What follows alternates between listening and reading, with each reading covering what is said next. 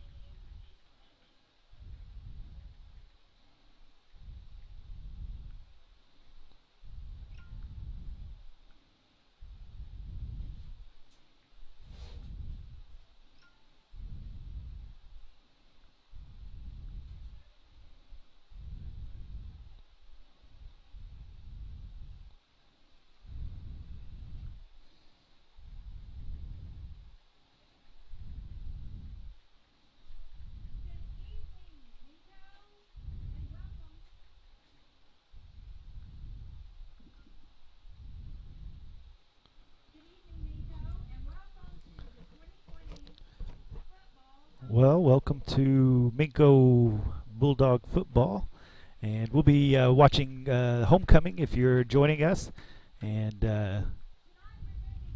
you can begin to watch that with us.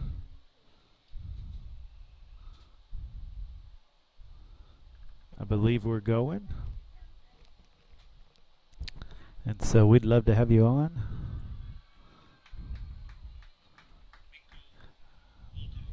All right. I was sound checking myself. We are on.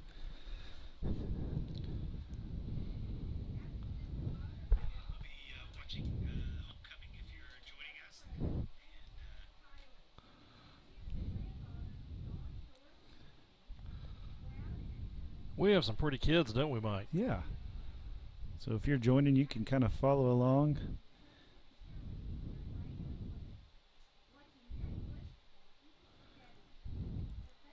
I believe that is Derek Shantz. Is that correct? Derek Shantz and I believe Kylie Anthony. Kylie Anthony. That's right. Kylie Anthony.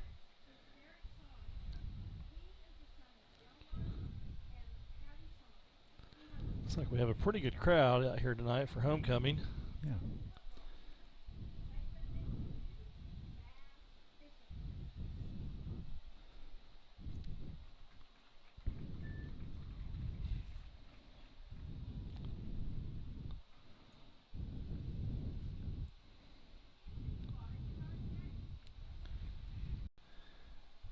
Glad that we could do this tonight. Let the kids enjoy it. So it was a good parade last night. Oh man, it was. It was a fun kind of pep rally here at the school. Everything seemed to go real well. Yep. It was a good night. People really enjoyed it. Here's our next couple. I'm going to say Rachel Clark. Clark. I almost there you didn't go. recognize her. I know it. And Ben Birchfield. Big night for these young ladies. Yeah. And for the boys too, especially for the Queen candidates. Yeah, it was fun to watch the parade, getting to drive around town, and I love how the community supports the kids so well. I mean, it's just great. We're really fortunate to have the community support that we have with for our students. Yeah, that's fantastic. We also have a flower girl and a ring bearer down there, or a crown bearer, don't we? Yes, we do. That would be let's see, Sadie Rice, and Colton Myers. All right. Looking sharp. Well, they do. Colton looking sharp. Sadie looking so pretty. They look like they're enjoying this tonight. I bet mamas and dads are really liking it. Man, they even got chairs. I'm impressed.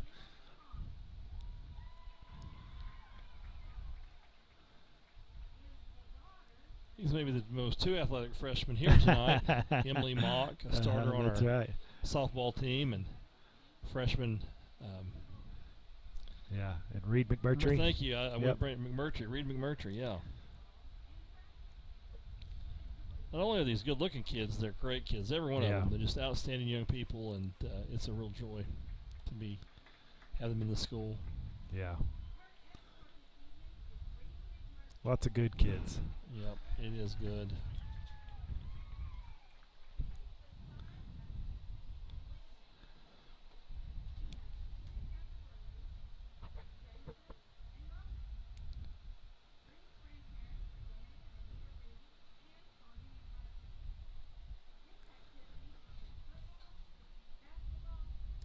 we've got a pretty good student section over there. Yeah, they lined up on the fence, ready to cheer their Bulldogs on.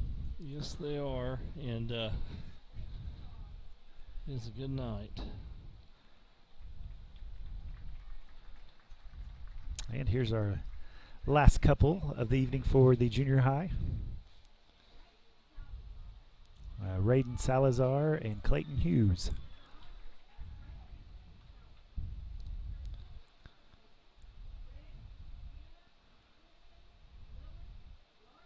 Clayton's on his way back. He broke his arm. Yeah, he did. Real severe. I remember that this March. summer. Yeah. I remember getting a picture of that when we were praying for him. Yeah, it was brutal. It looked pretty rough. Yeah, they had to really set that.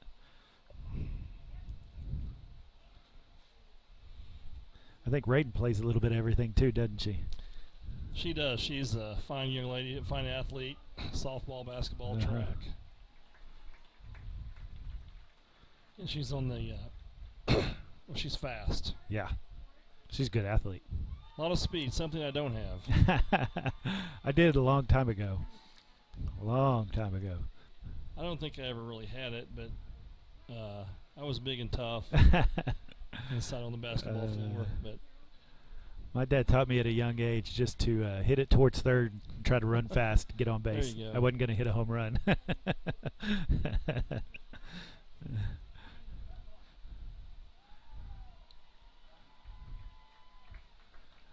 And I think now we'll get to see who is coronated here.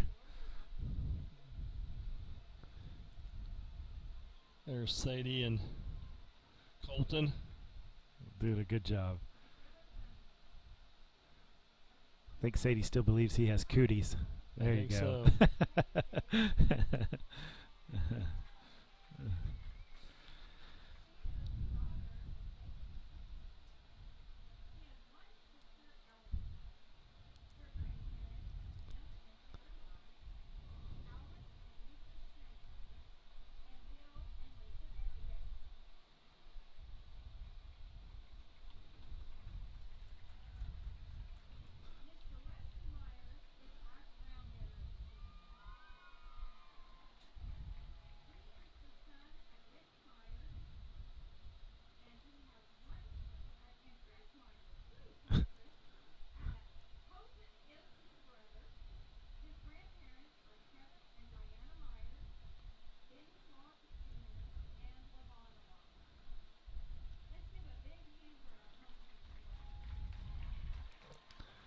There's your junior high homecoming court.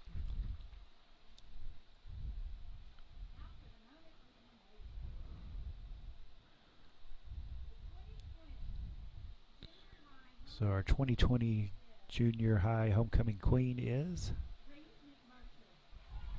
our homecoming king is Reed McMurtry.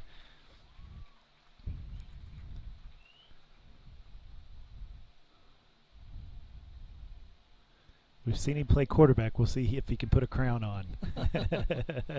I'm going to say he's a better quarterbacker than he is a crown putter owner.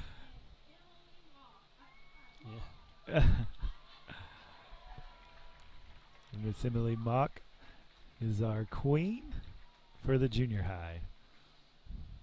Yeah, he did pretty good there. He did real good. And a kiss on the cheek. There we go. That's what we were here to watch. Yes, indeed you do. Now our high schoolers will be up next. I feel like that's a little sermon material right there. I feel like maybe I could use that pre-message come Sunday. I think so.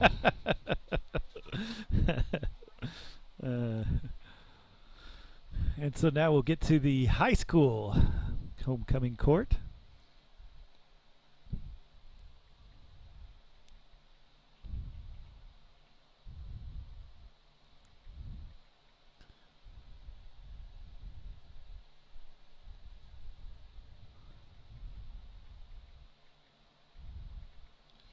We do apologize.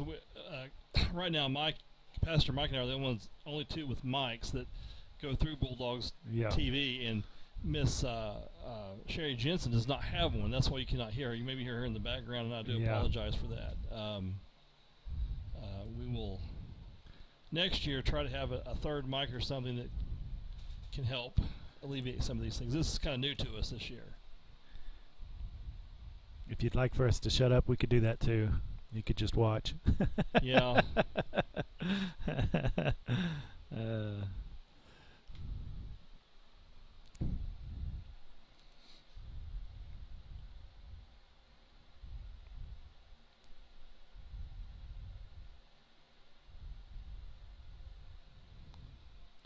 I think there are a lot of proud parents and grandparents here. That's tonight, right, Pastor Mike. That's right.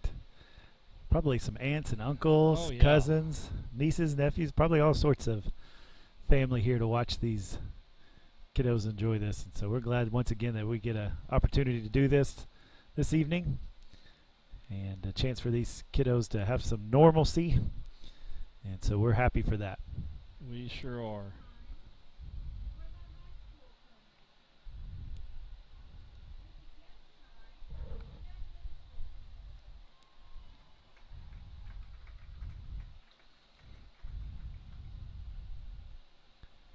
Leah Hensley and Lance Littlejohn.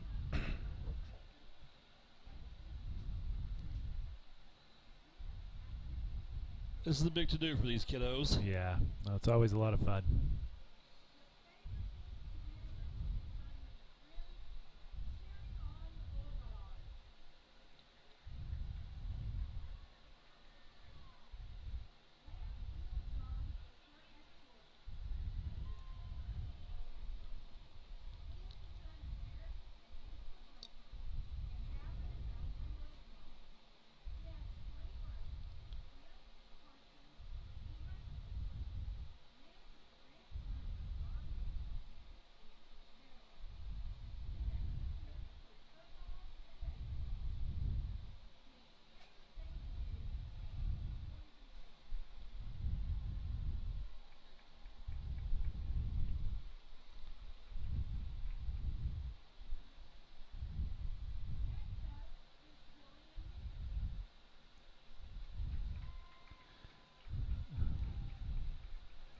Jillian, and she is being escorted by Cassius Birchfield, sort of.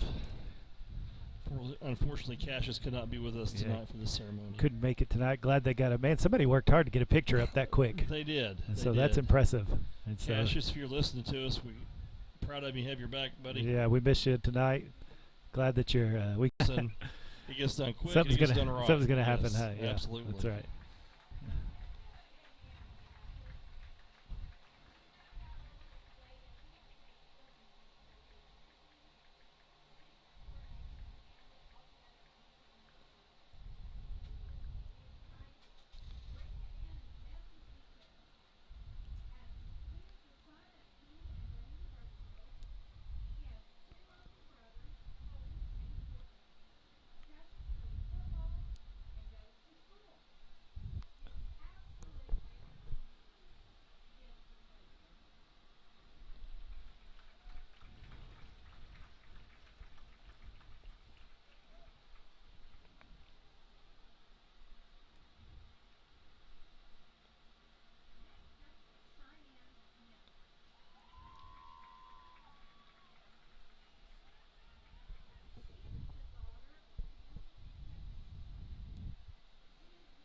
Cheyenne Smith and Lane McMahon. I'm gonna go with McKee. We'll go with Lane I think McKee. you're right, Lane McKee. Lane McKee. Once again, I botched his name up. 2 weeks in a row, I botched his name up.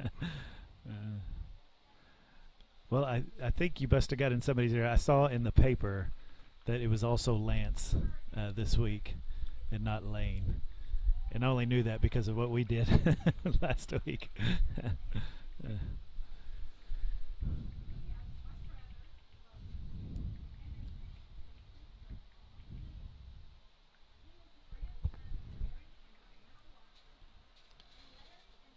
You know, Lane is another young man that's overcome a lot of injuries in his career. He has fought back year after year, and he is really a standout player for the Bulldogs this year. Yeah. Really proud of his efforts. And we're proud of Cheyenne. She's an outstanding student. I watched her grow up as well as Lane. She's a fine young lady. Mm-hmm. I've seen the girls have chosen to go with no shoes.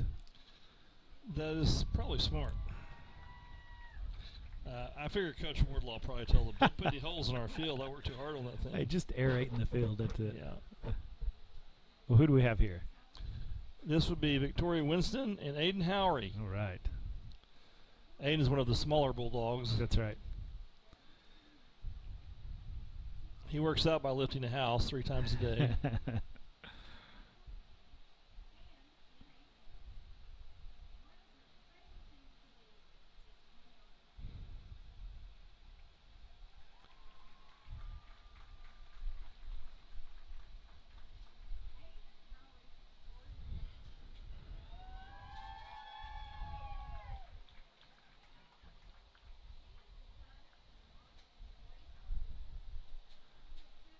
Well, I'm glad we do this at the beginning. I always thought it was odd to do it at halftime. Take your boys out of the game, hurry and do it during halftime.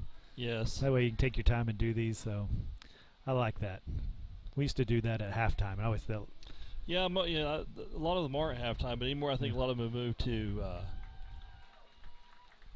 the beginning of the game. I know at one school we playing basketball, they do their basketball homecoming in between the boys and girls games. Uh-huh. And it just drives you crazy because it takes forever, and it's a nice drive down there, and we've been in that situation. Right. And here's our last couple. Ty Whitrock. And Orlando Vasquez. Yeah, Orlando Vasquez. And, Ty, her mother is looking down from heaven tonight, smiling upon her, and one of the great teachers we had at Minco, Sarah Whitrock, and Ty's dad is our elementary principal, and Ty looks just like her mother, beautiful, just like her mother. But Mr. Whitrock's beaming right now. I think he is.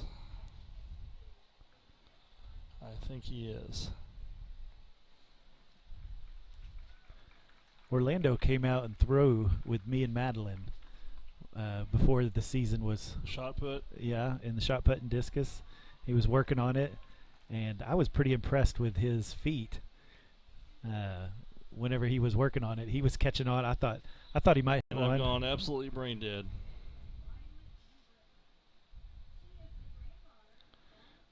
We'll wait on Miss Jensen to let us know. I would get it wrong. Tyson, is that right? That's it. That's Tyson. it. Tyson. Yeah, Tyson. That's right. He is a good kid. They're both beautiful kids. Yeah. Great families.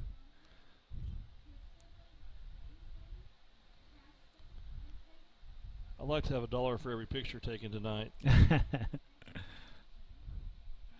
a few cell phones out, huh? Just a few. And now we'll get to see who's going to be our homecoming king and homecoming queen for 2020.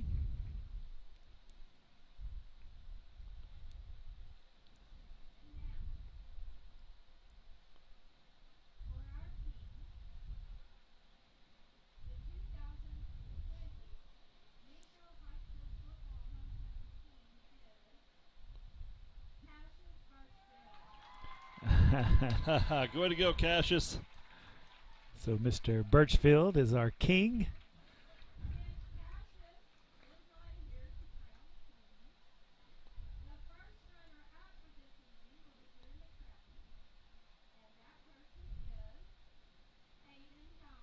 So first runner-up, it gets to do the crowning, and that is Aiden Howery. The picture is in his way so far. Yep. Well, Mr. Birchfield, if you are watching, we're super proud of you. Hate that you're not here to enjoy this tonight. And so, but congratulations on being the homecoming king. It was one huge applause. Yeah. And our homecoming queen is Ty Whitrock.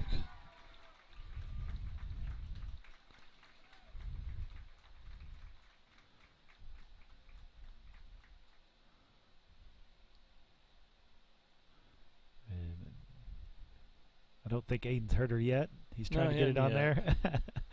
There you go. Good job. And a handshake. Good job. He said he won't let me kiss her.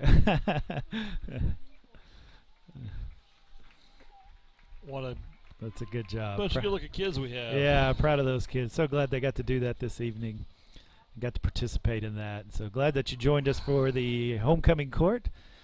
So that means we've got a football game coming up here in just a little bit. There is 5 minutes left on our clock before this game gets started, unless they put a few more minutes on there. And so I noticed last week we said that Watonga was a district game, and I got to looking, and it's not. That they're not in our district. Shows how much Mr. Sims knows. I thought it was a district game. And so I began to kind of look through that, and so to see who exactly was in our district, and so our first district game will be this evening, which will be against the Carnegie Wildcats. And so the other teams in our district is Minco Bulldogs, Carnegie, Boone Apache, so most people will say Apache, Mangum, Cordell, Hobart, and Walters is our district games this year, and so that's who will be in our district. Everything got changed up this year. It did. Watonga's been in our district for a long time, and so as teams move around, as numbers of school students in each school, as that gets moved around from year to year, that moves people in and out of different classes, and then so every couple of years they change up the districts, and there was a pretty good change this last time with some teams moving up and down in classes, and so we even lost a district team here right before the season started. Hollis went to 8-man football. That's right. And so we only have 9 games, regular season games this season. We were unable, of course, because it was so late, to schedule a 10th game, and we'll work on that for next season. That's right. So I heard Jinx was available. I'm not sure. We are Minco is in District A2, and so this will be the first district game. So like we kind of said last week, and this will be for real. This is when it really counts. It does. And so had a great win last week against Watonga. Had a great first half. Held on during the second half. It was a hard-fought game, tough game. Against Watonga, the quarterback, man, he was quite an athlete for Watonga, and but Minco was able to come out with a win on that one. Yeah, anytime we will not sugarcoat it. We've had 12 turnovers in 3 weeks, and we're 2-1.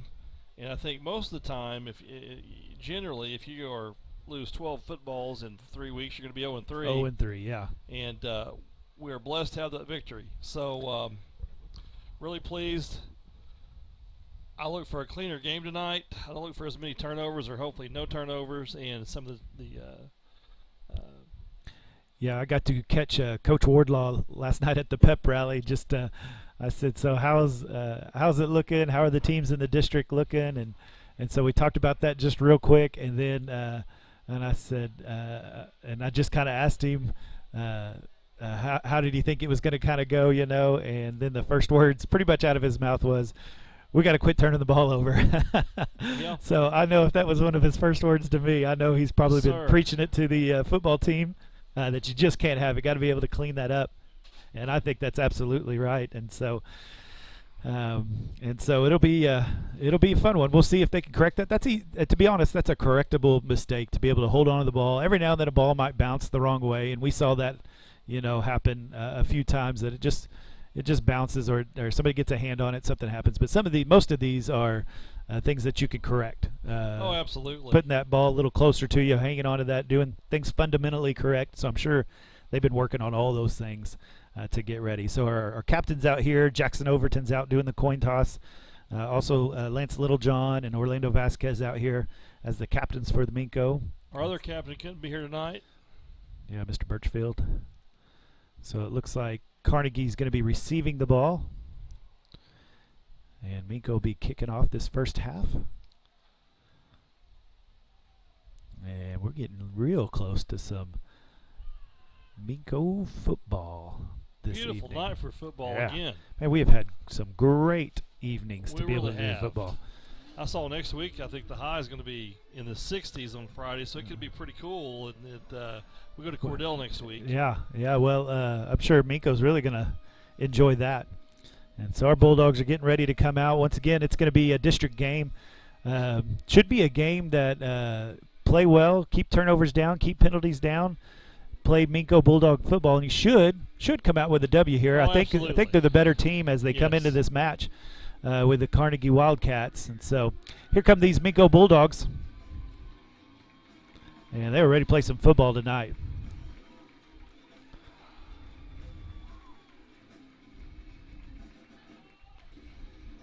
Big night always to play on homecoming night, and I know these boys have worked hard all week, well coached. Going to get a good effort. It's going to be a great ball game. Yeah, it's going to be ready for the national anthem, I think. That's right.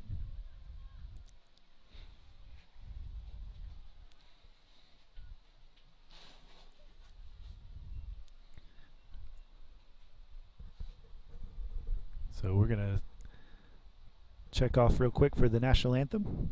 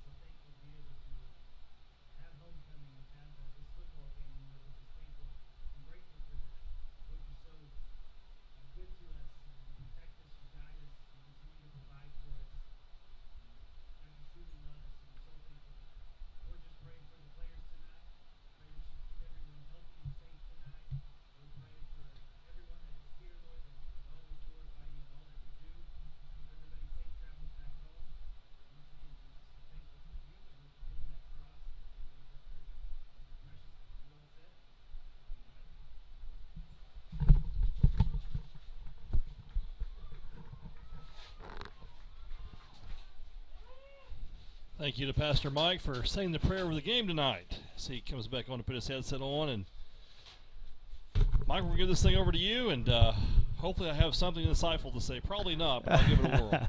All right, well, let's get ready for some football. It's always a great time to get these Friday night lights on and to get out here, get on this football field, and get to watch some Bulldog football. This is always good times, and so it's great to be at home, great to be in Minco to play football tonight, and I know these boys are ready to get after it and get that first district win tonight. So when you want to win that homecoming game, you want to win this first district game, get things going. In fact, you want to get that 15 points in that district standings, and so you want to win not only by a few points, but you would like to go ahead and get those 15 points in. Need those 15 points, absolutely, and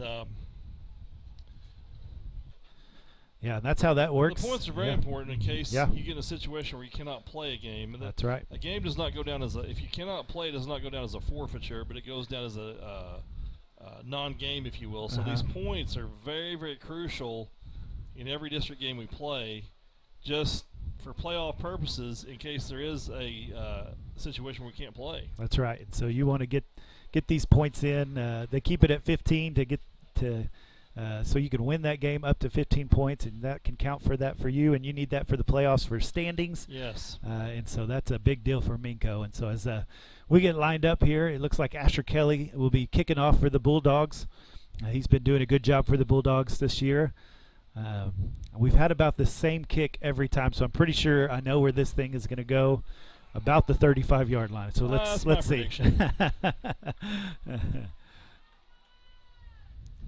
Our special teams are actually pretty decent this year. Been really good this year. Yeah, been really good. Been really good. And I'm going to fall down. Oh, 37. So I was, or 36. I was off by a yard. And so that'll be the Wildcats' first down, and they'll be on the 36-yard line as they set up for 1st and 10. Got some good-sized boys on the offensive line, it looks like. Number 72. I think I saw him on WWE the other night. He's a big old kid. Yeah, they got some big boys. My goodness, yeah. There's some really big linemen on that team. Big boys there. So they're going to set up in the I with 2 receivers and a tight end. That's going to be a handoff to number 25. And Orlando Vasquez fills the hole well and able to knock him down for a little bit of a loss. So maybe half a yard there of a loss. Keenan Mullings was able to fire off that line and really blew that play up there. Well, he did. And then Orlando was in the right place. Defense is, if you play patient and play your position and keep your eye on the blocks, and he can make a tremendous difference. That was a great tackle by Orlando. Good job. A lot of blue jerseys getting after that running back there. So here we have 2nd down and 10. Quarterback's going to try to keep it. He's met quickly by number 44, Keenan Mullings. He's able to bring him down in a hurry. He got in that backfield. And so tried to hand that ball off to the fullback and then pulled it, and Keenan met him quickly. Yeah, this is a good momentum starter for the defense right here. Crucial 3rd down. Good opportunity to get the ball back here real quick here before too much time takes away in the first quarter. Yeah, that's right. So we'll have a 3rd down and 9. He was able to get a yard and a half there as it kind of fell forward. And so we'll see what the Wildcats come out in. They're going to stick with that I formation, keeping a tight end in and having 2 receivers on each side. This is kind of a traditional set, isn't it? And it looks like, and he is met by number 33, Lance Littlejohn. He is there quickly to get a quarterback sack. I think our defensive speed showed up there this drive, and so great way to start the game as the Bulldog offense comes out on the 39-yard line of the Wildcats. Boy, I'll tell you, that pressure on that punt made that punt possible, because he had to get that thing off in a hurry, and I thought they were going to block it. Cooper Hoyle was the one that gave the pressure there. He almost got a hand on it, and the punter punted it straight up in the air. Hunter Mullinax in at quarterback. He's going to throw the ball. Oh, in and out of his hands, number 85, Will Holding. Good pass. That should have been complete. Just got dropped by Will, but good play. Nice route, nice pass, nice everything nice. Just didn't come up with a catch there, and so ran the route well. And so I like the idea. Let's come out, let's get going. And so the Bulldogs will be in a 3 wide receiver set. Kind of an offset back with a fullback. I expect Lance to have a nice night as well tonight. I'm going to give it to Jackson Overton. He's going to find a little bit of a hole. He's getting a few blocks. He's going to cut. Oh, nice little move. Good block by Hayden Howery. And he's able to get a whole lot of extra yards there because of the blocking that was done out there. Hayden Howery just pancaked a Wildcat there on the 32-yard line. And so that's going to be a first down for the Bulldogs as they get down to the 31 or the 26-yard line. That's how you draw blocking up. Those offensive linemen going downfield and finding the guy and taking him out. That was a good play. Yeah, get the extra block. That's Littlejohn on his carry. Nice big hole. Yep. Plugged up pretty quickly. He was able to get about 3. And Lance Littlejohn had a great week last Friday. Was able to put a lot of yards up in the first half and had a great night. So I expect him to have even a similar night tonight. He reminded me this week that he had 3 touchdowns last week. And so it looks like they draw the offsides there with a hard count. Good job by our quarterback, Hunter Mullinax, to get that hard count, get that free 5 yards. So that'll be a second down and short, second down and 2 yards to go for the Bulldogs. Everything looking good right now for the Bulldogs. What sure is. Hunter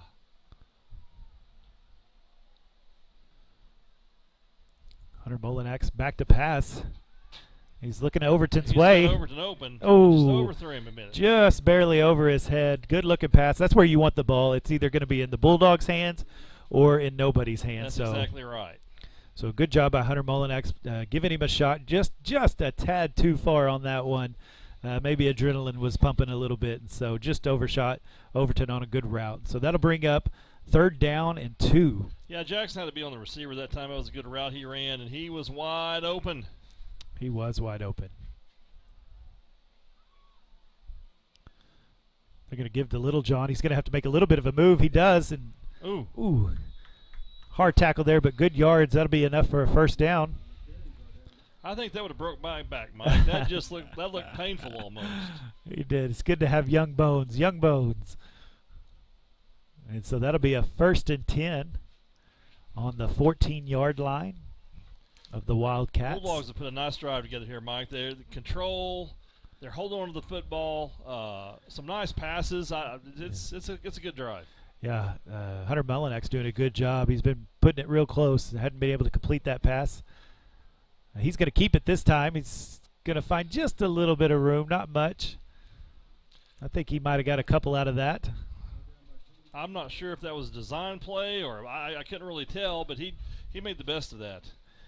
Yeah, it looked like they were kind of using that kind of that run pass option, and they can hand it off to Overton as he comes across or pull it back and run up the middle there. He had a pretty good size hole, but it got filled up quickly.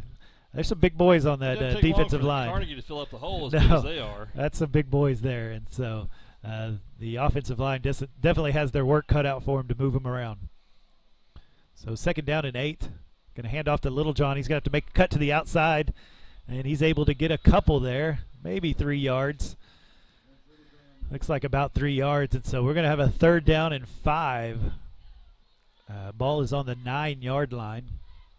I would look out for number 44 here on this play. I think there's a chance he might get a little action on this play. We're going to find out. Yeah, definitely 2-down territory. Usually if I call a play like that, it will not happen. So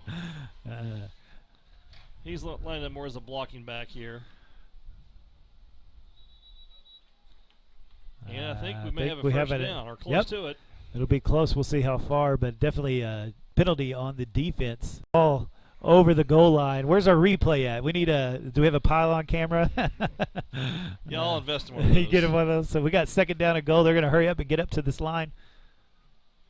Going to hand it off again, and that's no problem. No, big hole. Touchdown. And so that's a touchdown, Bulldogs. And that'll put them up quickly, 6-0. We needed that drive. And so that was great for the Bulldogs. Great defense to set up the offense, and the offense did their job and punched it in. Way to start a football game. A defensive stop. It's a complimentary game. Yeah, so Asher Kelly out to kick the extra point.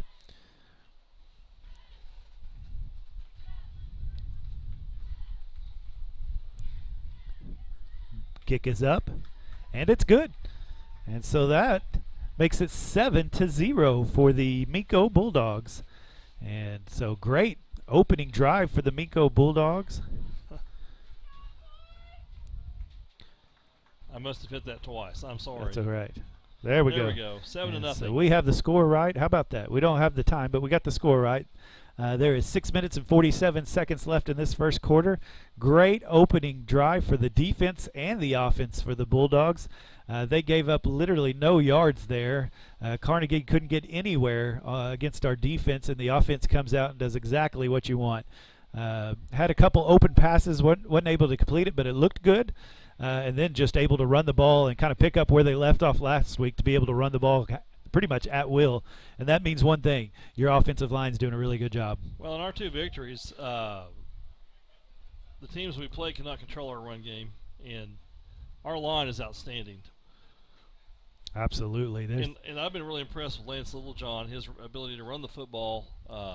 He's not real speedy, but he's shifty. He's a little wiry. He's tough.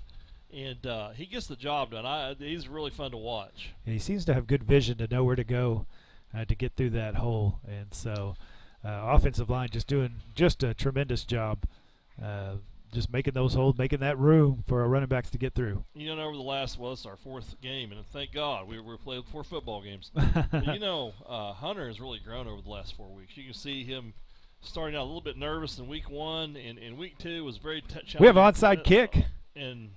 And Carnegie's able to get on that.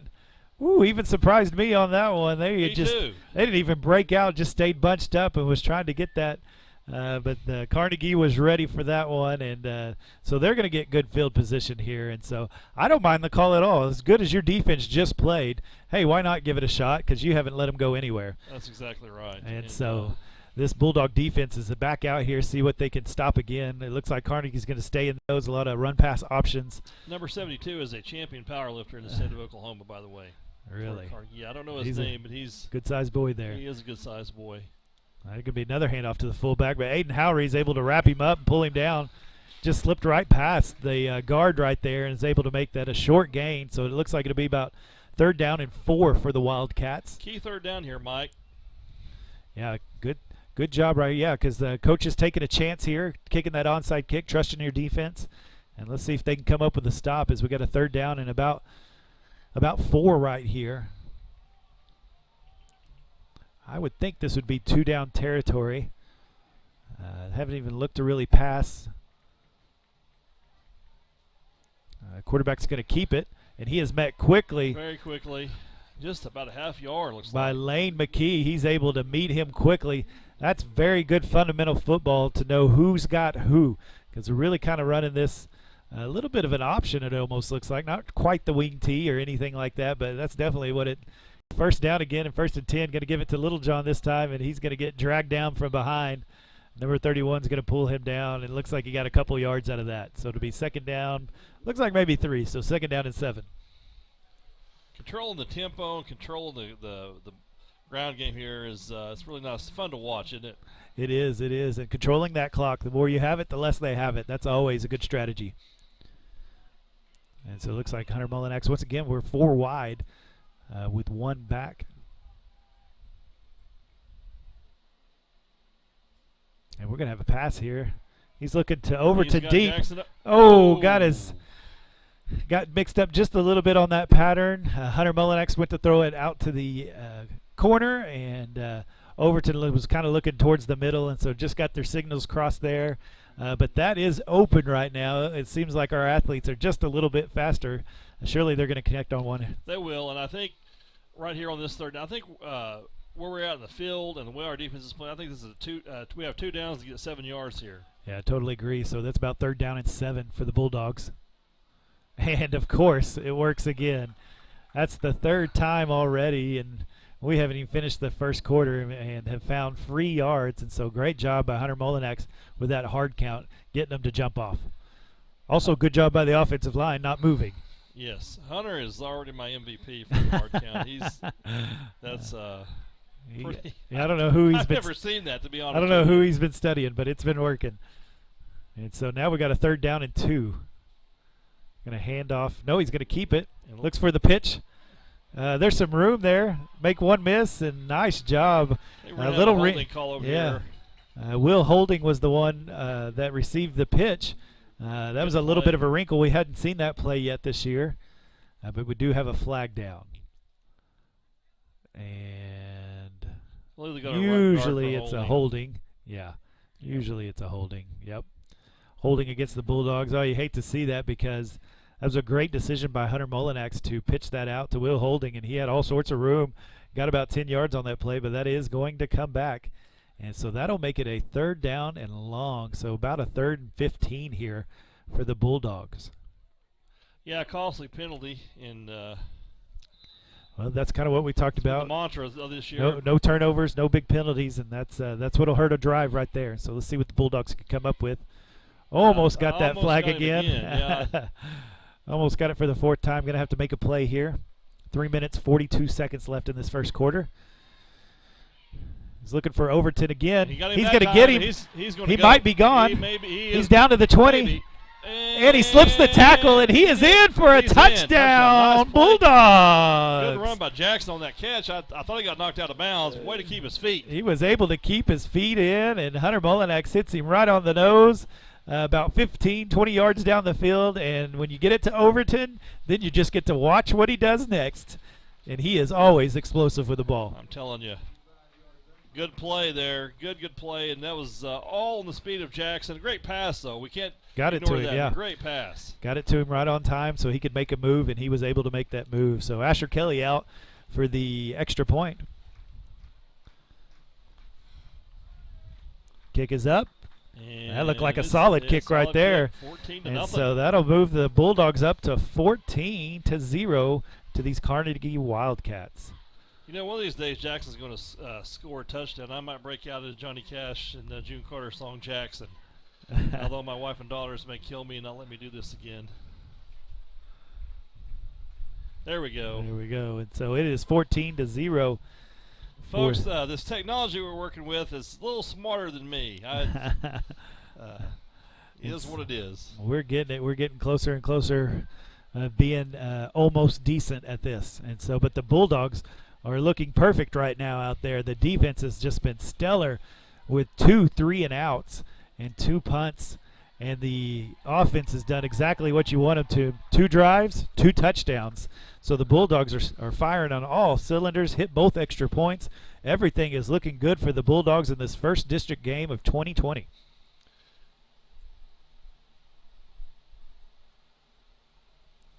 So we've got about 3 minutes and 29 seconds left in this first quarter. Asher Kelly will be up to kick for the Bulldogs. No wrinkle this time. They're not all huddled up. No, I do not look for an onside kick attempt this time. So. Doing good, doing well. Mr. Sims, I think she wants some food. Yeah. I'm trying to get her to come up here. Never stop being a dad, right? No, so it never stops. There's the kick down to the 25. That's a big boy. Ooh, man. Keaton Mullings just lit him up and put him on the ground. That is the way to tackle quickly and effectively, is just hit him hard. And so great job by the special teams once again.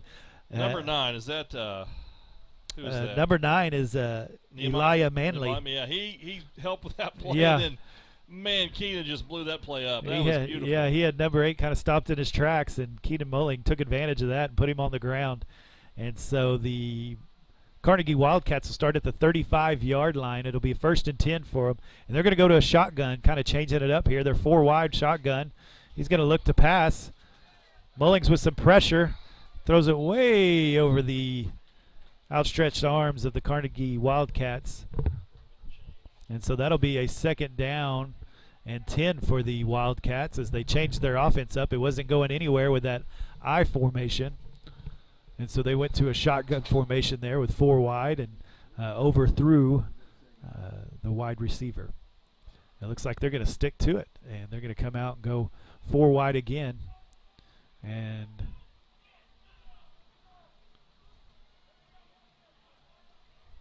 good job by way to string that out to the side. By McKee to be able to string that out.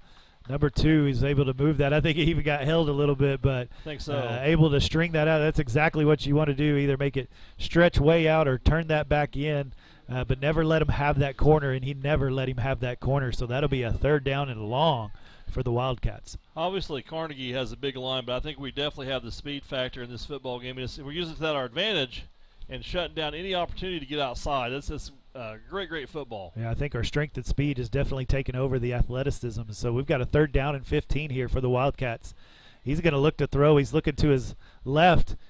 Ball's in the air. Oh, just out of the arms of Asher Kelly. Almost able to get to that. Both passes from the Wildcats real high, and so that'll give some opportunities for these Bulldogs to maybe find them a pick 6 or at least an interception. Took 19 seconds for that series. So once again, goes to 4th down and long. And the Wildcats are going to have to kick. If I was Overton, I might move up just a little bit. Both kicks have been straight up in the air. And able to get a better kick off this, but still off to the side. And that is going to stay in the Wildcat territory as it is on the 48-yard line of the Wildcats. And that is where the Bulldogs will start their third drive of this first quarter. They have dominated the time of possession this first quarter. Three and outs by the defense. They are just putting up a shutout. I mean, they are doing fantastic out there on the defense, not letting the Wildcats get anything. No, it's been a defensive show for sure, and offensive control. This is how you write them up. This is how you script them up for your coach. So yeah, you keep playing this way. There's going to be a lot of boys in those Minco Bulldog helmets right there that'll get some playing time tonight if you keep playing this way. Wind is blowing pretty good tonight, looks like. Our flag is flying at half-mast in honor of Ruth Bader Ginsburg, the Supreme Court Justice that passed away, and it is really flying out there. Yeah, a little wind tonight. So the Bulldogs will get this ball with 3 minutes left in the first quarter. It'll be a 1st and 10 on the Wildcat 48-yard line. Looks like we have Will Holding and Lane McKee here out wide on the strong side. And then Overton over onto the weak side. And also Asher Kelly here to the strong side, and Lance Littlejohn. And Reed McMurtry in for quarterback. Going to hand off to Littlejohn. Big old hole up the middle, and ball's on the ground. And that's exactly what you didn't want to see. Man, the Bulldogs were doing everything right. He got 10. He's going to hand it off to the running back, Orlando Vasquez, right there. Took his legs one-on-one, was able to get him down. Nice job with an open field tackle. It was just him or a lot of yards, and Orlando able to get him down. 2 minutes and 35 seconds left in this first quarter, and that is a 2nd down and 6. Carnegie able to get 4 yards there. Let's see if the defense can step up. You hate to see that turnover. I know as a team you've been talking about it, and when you see one hit the ground, your head kind of goes down because you've worked on it so much. We'll see what the defense can do here if they can step back up. Handoff again to the running back. He's able to get 3 more yards. Keenan Mullings on that start. Also with number 75, and that is Luke Clement, able to help with that tackle. And so we've got a 3rd down and 2. Really important to get a stop here on this down because of exactly what you said. Give the momentum back. It kind of gives them the momentum a little bit when you turn the ball over. So big play right here for our defense. Eli Kirkus in as well. Get a big boy up in the middle.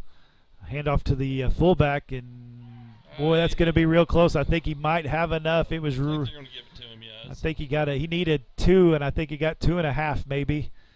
And so that looks like it's going to be a 1st down for the Wildcats. That'll be their first down of this half of this first quarter.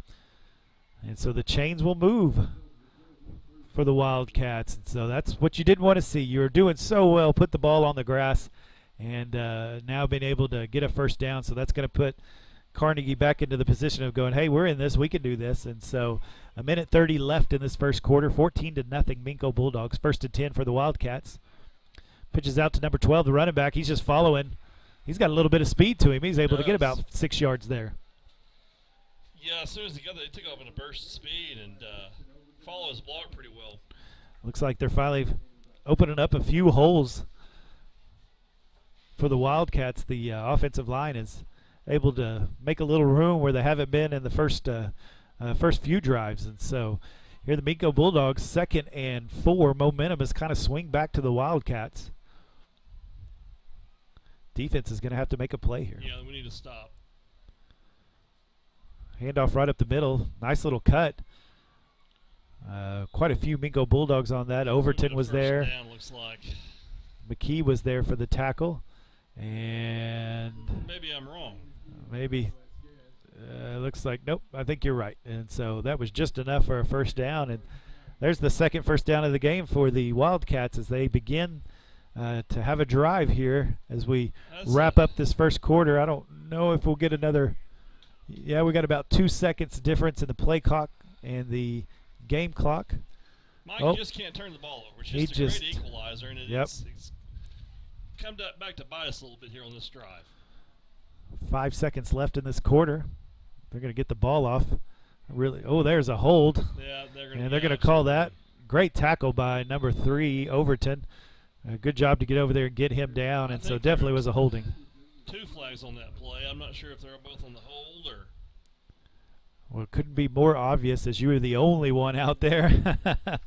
McKee doing a good job making sure to get out there, and he had to. It was either that or the tackle, and so that'll be the end of the first quarter, I believe, on this play. And so the ball will be moved back all the way to the 42-yard line. So that'll be a long first down play as we end the first quarter.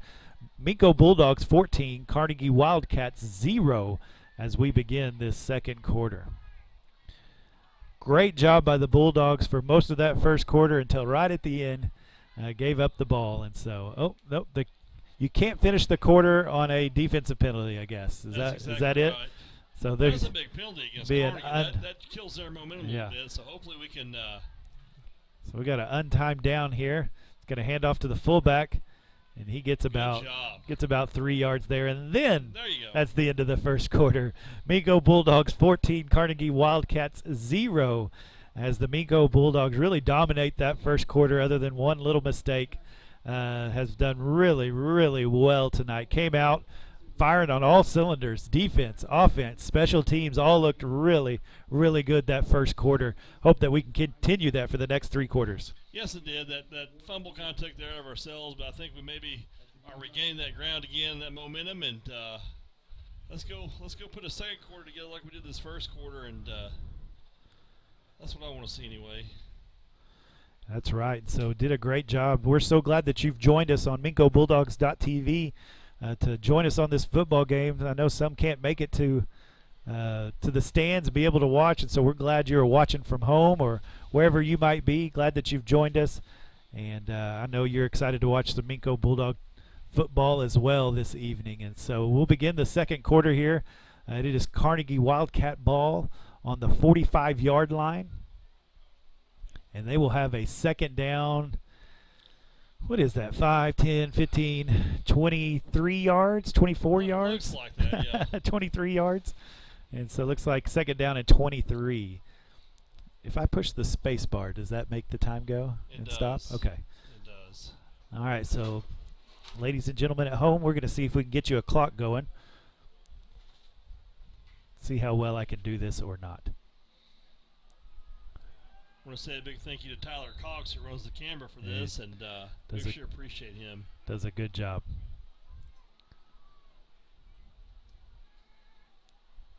They're going to the air. Going to the air. And ball on the ground. And almost picked off his right. Who was that? Lane McKee. Lane McKee over there. He had his hands on it. He was able to get his hand on it. Thought there was a couple of Minco Bulldogs over there ready for that pass. And so that'll be third down, and I think I said 24 or 23. That's what we're going to stick with. 22 on the scoreboard. That's what they're going with. I think my math is better. That's 23. It looks like it's longer than 22. And so the Bulldogs with a third down and long. The Carnegie Wildcats haven't been able to complete a pass yet. And so they line up in this I formation. And it looks like an end around through Asher Kelly's arms.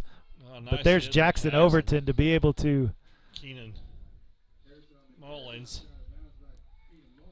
Keenan Mullins able to knock him out of bounds.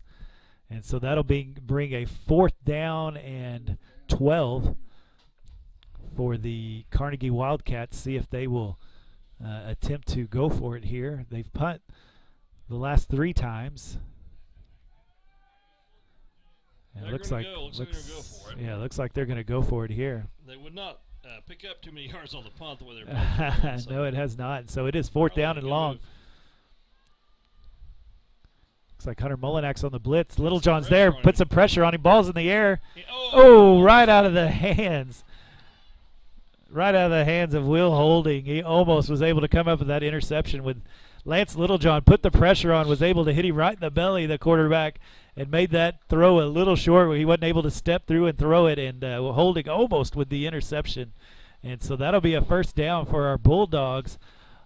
It's almost good that he didn't make the interception. Just batted the thing down. And got a few more yards out of that. That's right. That's what he was doing. That's exactly what he was doing. That was a great play by Will Holding. Smart play by Will Holding, using his mind there not to get the interception, to make sure we have plenty of yards there. And so it looks like we've got a Timeout by Carnegie. Timeout by Carnegie. They're going to regroup. Good job by the defense. Got that big holding call, able to move him back and didn't give him any yards after that. And so the secondary has played well this evening. There's not been a pass complete yet, has there? No, there hasn't. Really, that one was the big play, that end around. They were still able to get him out of bounds. And great job by the defense tonight. Yeah, our defense has the speed advantage there, and we're also pretty stinking strong. So we've got control of this football game. We just cannot have any turnovers. Yeah, I don't know how many times we can say it. Can't have costly penalties. Can't have costly turnovers, and that'll be the key for the Bulldogs as they continue to kind of figure out how this season's going to go. And so I know talking to the coaches this last week, they felt like they should have won that game 46-6. Yeah, they were definitely in control of that one. And wound up winning 27-20, and it was all based on turnovers, and that's. Yeah, that's exactly got Watonga back into the game. And so let's see if the Bulldogs can hold on to this ball here as they go 4 wide, 3 on top, 1 under. Reed McMurtry back in for quarterback again. It's going to hand off to Mullings. Oh, he's grabbed from behind by a big old boy, but still was able to fall forward and get him about 4 yards. Lance and Keenan both. I think the defensive linebacker there took the run of that, unfortunately, but he's down. But those boys don't fall backwards. No, they do not. They continue to fall forward. And so that looks like an injury timeout. I always hate to see somebody on the ground. He's in a lot of pain. Looks like he's got some knee issues there, bless his heart. I always hate to see that. These players work so hard week in, week out, practices every day, lifting every day. And you hate to see a player come down with an injury and not be able to get up quickly. And so I hate that for the Wildcats. Yeah, it definitely looks like a knee there. Yeah, it's was hoping for a cramp. Me too. Yeah. He was definitely in some pain when he hit the ground. You can see. And so prayers are with you, number 21. Hope you able to get back into this game. Yep, he's hauled up, but that was a good run by Ken Mullins. He is a tough runner. Yeah. And if you tackle him, you're going to know you've been hit by somebody. That's for sure. Yeah, I'm going to say number 72 has at least 100 pounds on Keenan, and he was able to still fall forward. And so great job keeping those legs turning. So that'll be a 2nd down and 6 to go for the Bulldogs as they continue to try to get this offense churning again, continue to eat up clock and continue to get plenty of yards down this field, see if they can move the chains. Reed McMurtry once again in for quarterback. Hunter Mullinax started, and Reed is in now. Hand off to Mullings again, and he hits the hole hard, and he's able to fall forward for got about another 4 yards there. And so that is going to be a 3rd down and 1 for the Bulldogs. He's going to line up quickly there. Reed McMurtry gets him up, gets him quickly. Hands it off to Mullings again, and he's met quickly, but I think he might have had enough. That's going to be, looks like he's got about a half yard enough. Yes, and they're going to move the chains. These are drives you like, Pastor Mike, because absolutely. It just eats up the clock, and you can maintain control of the ball, and good drive going on here right now. McMurtry was going to pass, and it fell out of his hands. It was not a turnover, though. It was not, but that's what you don't want to see. You want to see him taking care of the ball. You don't want to see that ball hit the grass, and they've got to do better at that. Can't allow that ball to hit the grass. It looked like he was trying to get that ball out and kind of throw it over to Overton, but wasn't able to hold on to it. So that'll make it 2nd down and long. That hurts. 2nd down and 15 here. Reed McMurtry's going to keep it. He's going to make one little move. He made another move up. Nice cut up the middle to get up to the 39-yard line or 40-yard line. Great job by Reed McMurtry there. 3rd and 5 is very manageable. Able to see Reed's speed right there on that one. And Reed tried his best to get another penalty called on the defense for encroachment. And so we got a 3rd down and 5 here for the Bulldogs. Reed McMurtry back to pass. Not sure who he was going to there. Looked like Lane McKee, but didn't have enough on it. This is 2 down. Well, our defense is playing so well, they're not going to punt the football here. No, I don't think so. So we got the 8 minutes, 55 seconds left in the second half. We got a 4th down and 5 for the Bulldogs.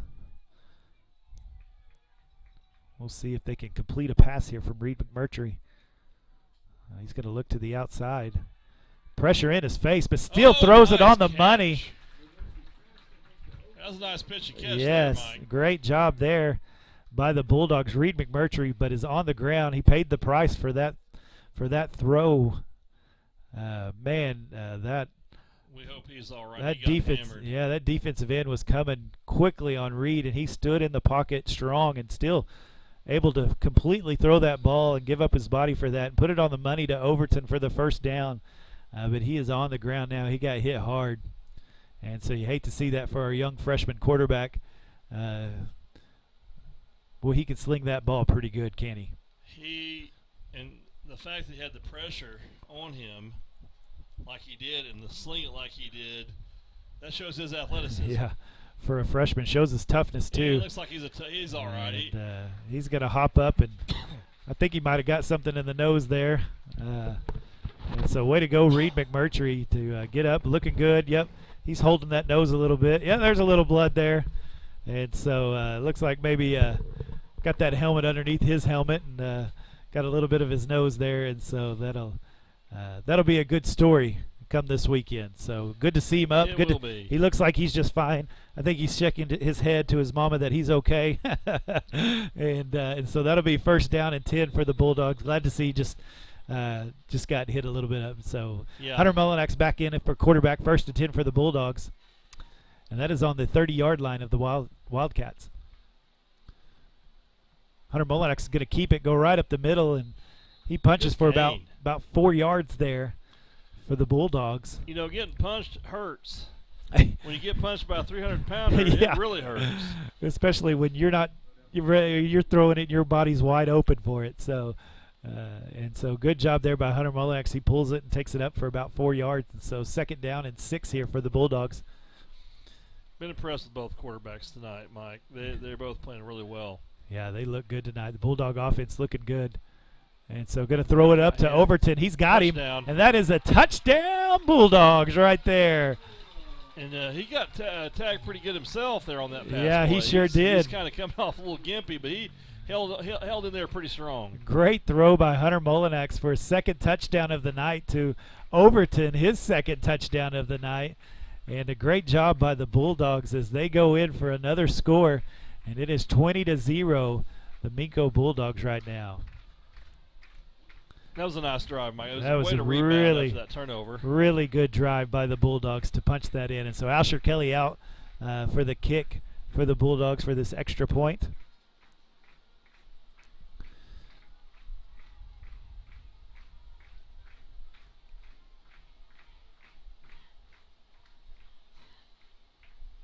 Kick is up. Kick is good. Hits it again very well. And so that'll make this score 21-0 Bulldogs. And nice job, nice drive right there.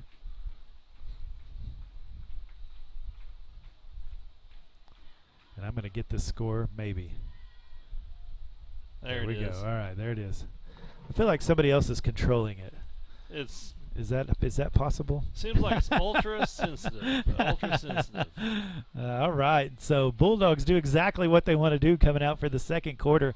Able to come out and once again get that stop, get the defense off the field, give the offense a chance with good field position, and the Bulldogs just drove it down the field. Great runs, great passes.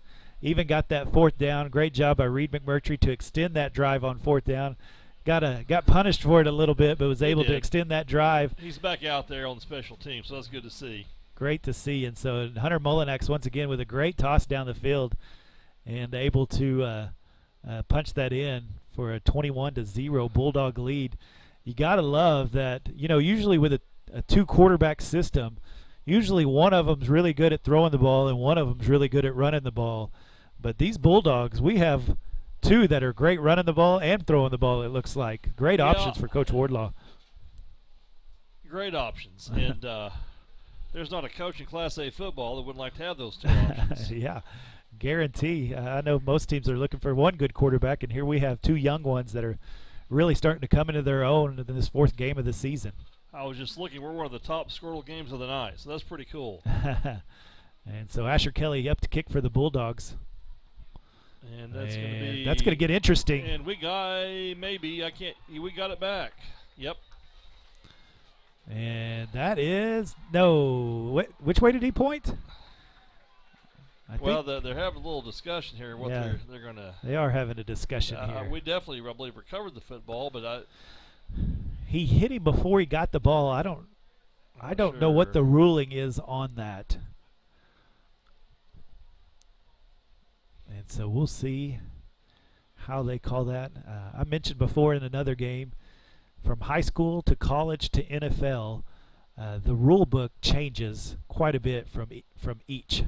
Yes, it does. And so there's not, just because you know what the NFL call is doesn't mean it's the call for the high school game, nor high school game for a college game. All the rules are a little bit different in different ways, just like this. And so these referees are discussing, and yeah, they're going to call they're calling a penalty on the Bulldogs. And I thought it was Triple H from the WWE down there for that motion. I'm not sure what that penalty is, to be quite honest with you. I don't know. But yeah, they're going to mark it off too. I think basically maybe illegal touching. I don't know. Boy, I know he hit him before he caught it, and I think they're going to call personal foul there is what they call, and going to move that ball all the way to the Bulldog 38-yard line. Yeah. And so that's one of those, man, I wasn't sure on the rule, and I know the Bulldogs weren't sure on the rule either. And so he hit him before he caught the ball, and that looks like it became a no-no for the Bulldogs. And so that'll be 1st and 10 for the Wildcats on the 38-yard line of the Bulldogs as they begin their drive with great field position this time. Going to hand off to the running back. He's going to find a little bit of room. And great job by Reed McMurtry to able to get his foot and bring him down. And I think he got hit in the nose again. I think so too. He's going to walk it off though, isn't he? And so he's going to stay in the game. And so that was enough for a first down. Got a big hole there for the running back. He's finally finding a little room on this line, and so he's able to really get out there for some yardage. And so that'll be a 1st down and 10 again on the 28-yard line. Oh, just missed the quarterback before he hands it off. And he's bouncing off three defenders. And he is down to the 7-yard line, 8-yard line.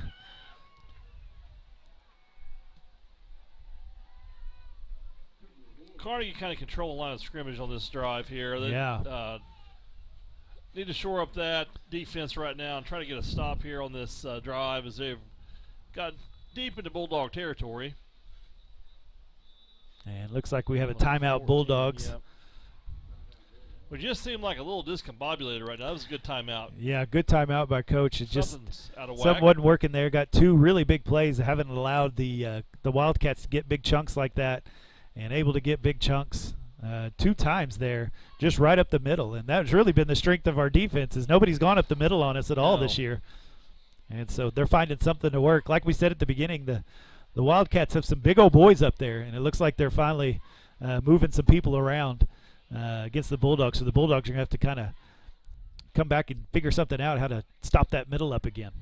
They need to really, if they would keep them out of the end zone, it would be nice here in this half. And so we've got a 1st and goal. They're on the 9-yard line. Still 7 minutes to go. That's right, 7 minutes left in this first half. Minco Bulldogs up 21-0. Have really played an excellent game so far, just have looked great. And so had a penalty on the kickoff here and was able to give them great field position, and so really handed them something nicely for the Wildcats, and they're trying to take advantage of it. A lot cleaner this game is than the last 3 we played.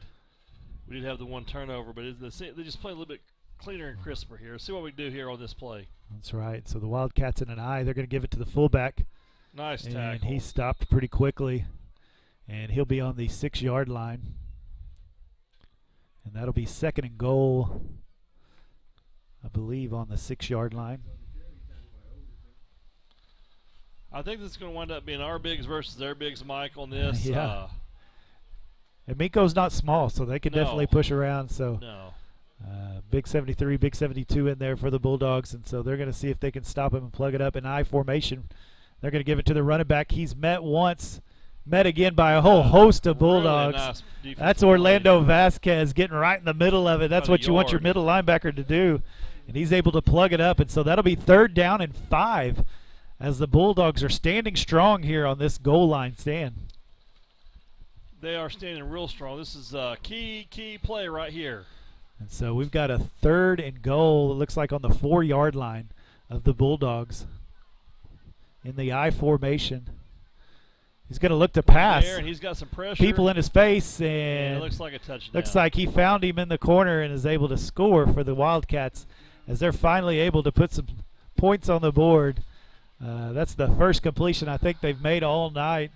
And nice fake by the quarterback, and was able to find that tight end there in the corner of the end zone to put 6 points up. And so the Wildcats will come out for an extra point. They're doing the old swinging gate. That's what it looks like. And they're going to give it a shot. And it worked.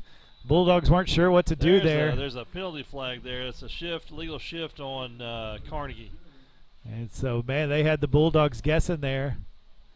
And I don't know if there wasn't enough on the line of scrimmage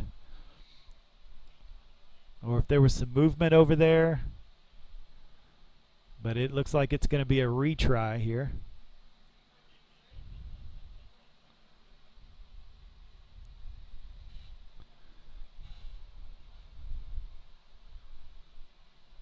And looks like they're discussing with coaches. There you go. Look over here. Give us a call.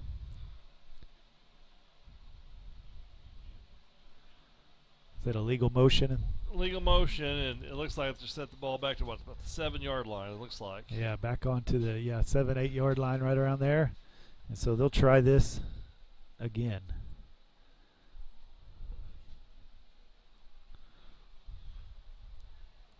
And so they're in the I formation.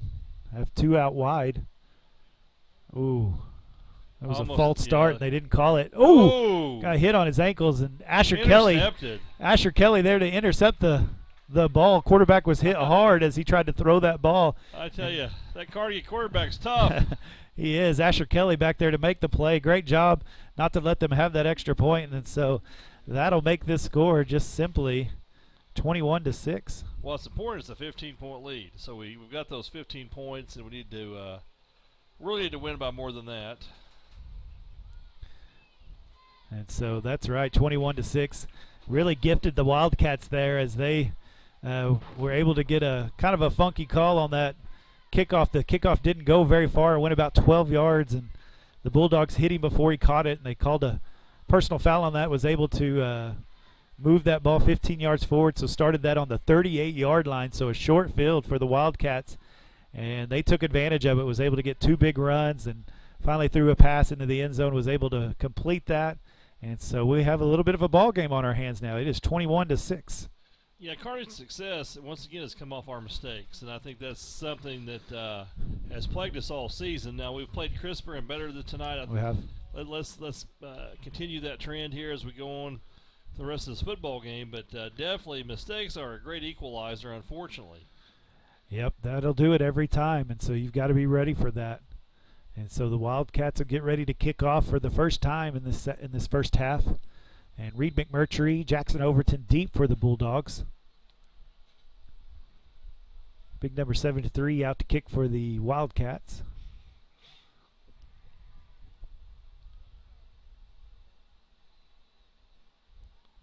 That's a pretty good kick. Pretty good kick to the 23-yard line. Overton's got it. He's got a little bit of a hole. He's got to make a cut, and he's going to stay on his feet. I don't know how he did, but he's still going 40-yard line. And finally out of bounds on the 33-yard line of the Wildcats. Great return by Overton. And, man, did he make some moves on that. Well, he made some great moves, and I do not know how he did not fall down. That was impressive. Yeah, he got hit on the foot well, and I thought he was going down, and he just kept going. is able to have great balance. Great athletes have great balance, and he was able to use that to his advantage and ran out of bounds at the 33-yard line. So the Bulldogs start out with great field position on this drive as we have 5 minutes or so left in this first half. And we got a little wide receiver screen, and he is met quickly. That's McKee on the catch, and he's able to get maybe a yard or two. And so that'll be 2nd down and 8 yards for the Bulldogs. To see it, and it's going to be a holding call on the Bulldogs. I'm going to guess on the receiver out there that was blocking. And, oh, man, what a play. Great job by Overton to let him have some space. And there was no chance for the Wildcats to bring him down. They couldn't even touch him. And was able to go into the end zone, but it is called back. Coach Wardlaw was expressing his displeasure with the official down there on that play. I don't know how much he wasn't too happy with that call, but anyway, kind of shot ourselves in the foot with a penalty. Yeah, again, that hurts. That hurts. So that's going to make it 2nd down and about 16, 17 yards here for the Bulldogs. But the way this offense has been churning this first half, that's not too much to get, and so they are doing a great job with the offense today. And so Mullinack's back. He's going to hand it to Mullings, and he is met quickly by some of the big boys up front. And he got maybe a yard. So big number 73 was able to plug that hole right there. And so that'll make it 3rd down and long. You wanted to get a lot more on that to make that manageable for 3rd down, and so – but I think this is 2-down territory, don't you think? I think so. Our defense has played pretty well. I think we'll go for it if we don't. I think so. So you don't have to get it all right here. No, you just want to get a good chunk of it.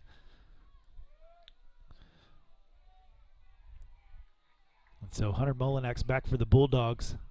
Overton in motion. Gave it to Mullings. Good run. He's able to get maybe 4 or 5 yards there.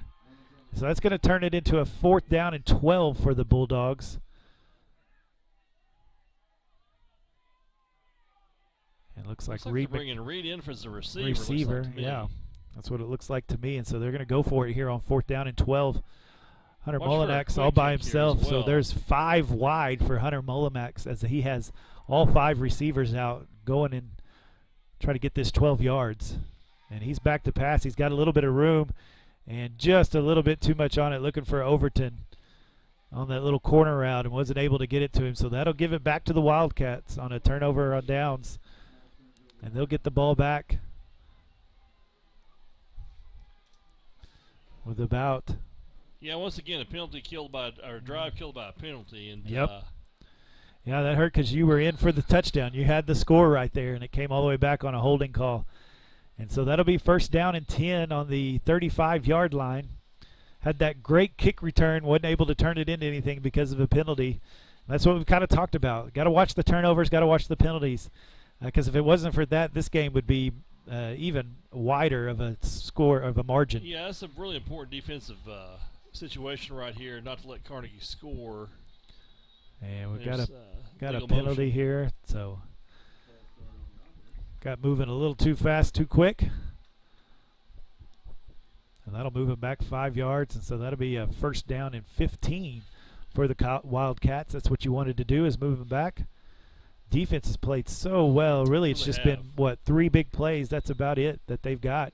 Other than that, the defense has really kind of stuffed them. I think maybe 4 plays on a penalty or on a 38-yard short field is what I'm trying to say. Yeah, I think maybe 4 first downs for the Wildcats for this first half. So the defense has played well. And they're going to have to step up right here to keep it at this scoring margin that we have of 21-6.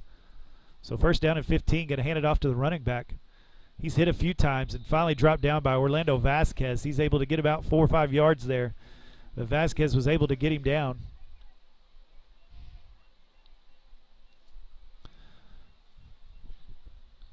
And so we'll have a 2nd down and 10 for the Wildcats. Orlando can fill a hole up pretty quick. He does a good job. He does a good job getting where he needs to get to.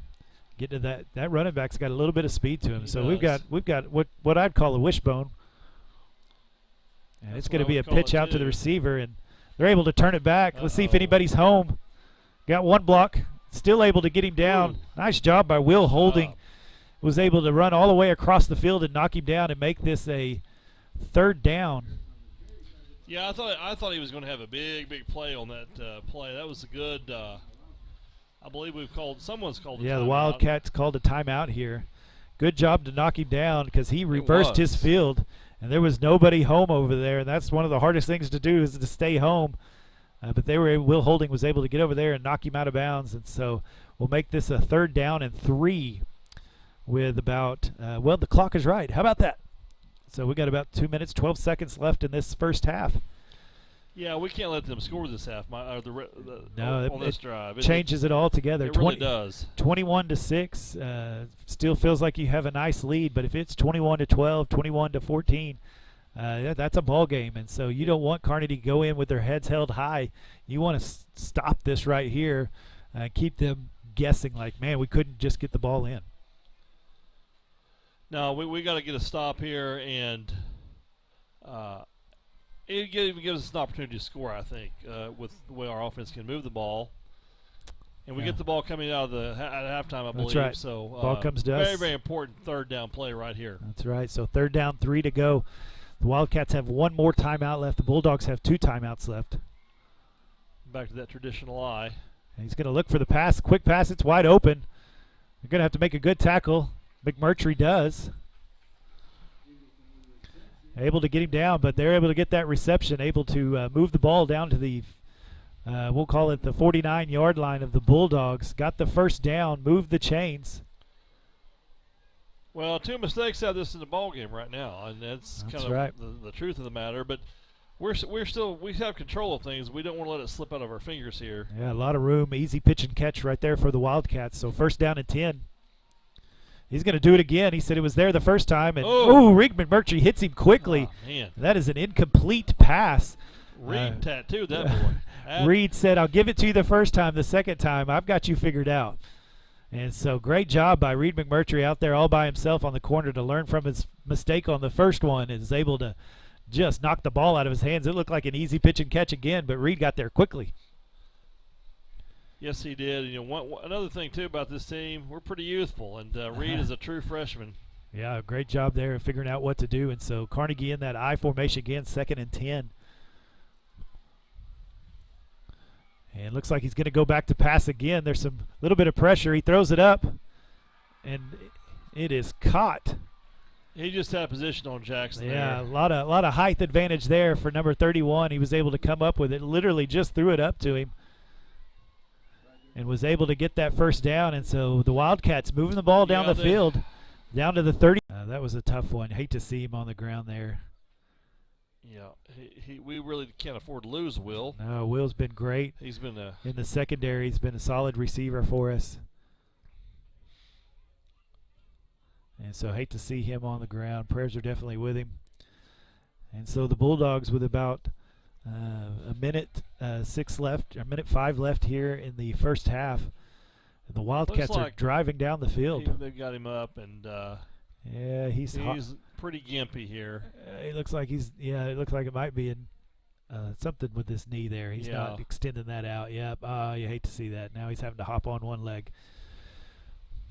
And so it looks like that's going to be a big hurt to the Bulldog defense. Will Holding does a good job back there in the secondary. Hate to lose him. Hopefully it's not too serious. As he's a junior for the Bulldogs. He's in a wedding tomorrow, too. Oh. His brother's getting married. Yeah. Yeah, I hate that for the family.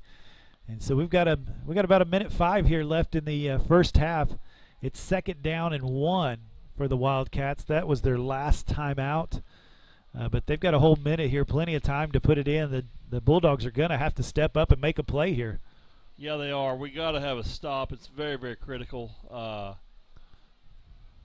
Do not want to go into halftime 21-14. No, you would like to make a stop so your heads could be up going in at halftime. You don't want to see this turn into a score for the Wildcats. So here it is, 2nd down. It's going to be under a minute when the snap goes off. And so he's going to look to throw to the outside. He's looking for it all. He got hit as he threw it. An interception right there. Oh. Great job by number 80, Cooper Hoyle. They have flagged something on this play, too. I don't know. Flag came out. If it's a hole. Way over here. I'm not sure. illegal man receiver, downfield. okay. And so the lineman got a little too far.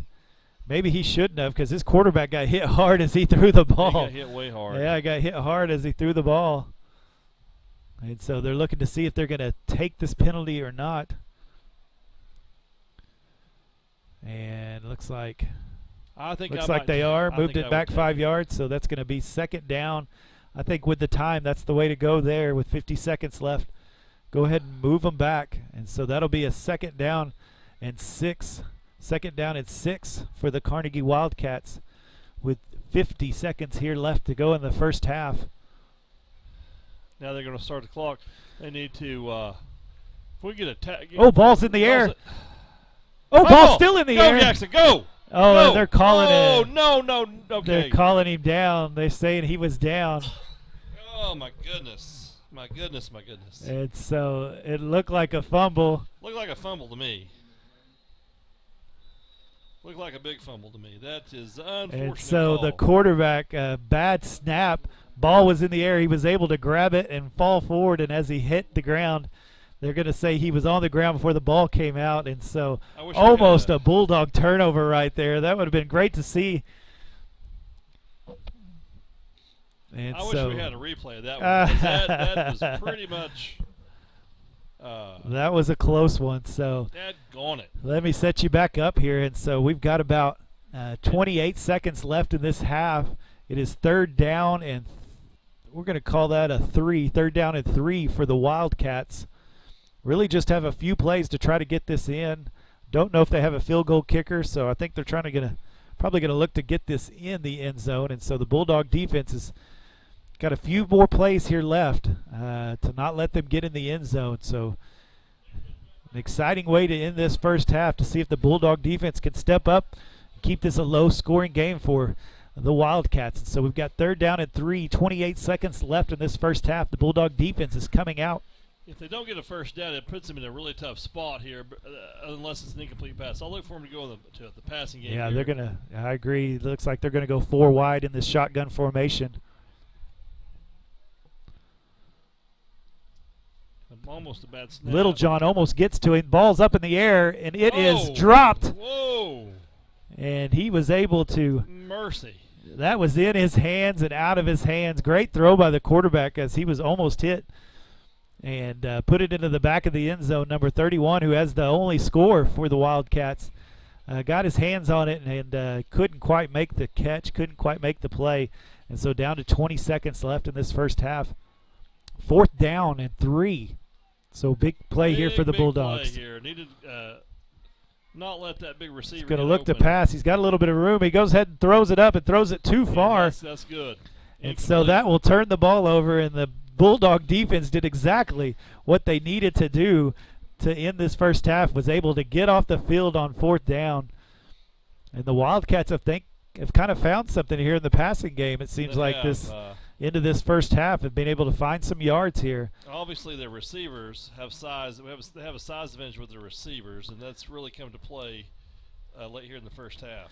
Number 31 for the Wildcats. He seems to be kind of their athlete. He's a good-looking kid out there, good-looking athlete, big boy, good size with him, and he's got some speed to him. And so they've been finding him evidently in the secondary. He's able to find his way open. So the Bulldogs will come out with 14 seconds left, 21-6 Bulldogs. And that's Hunter Molinax back at quarterback. Let's see what they try with these few seconds left.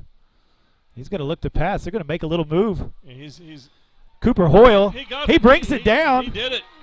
They get a timeout here. And so it looks like we got, there's the timeout.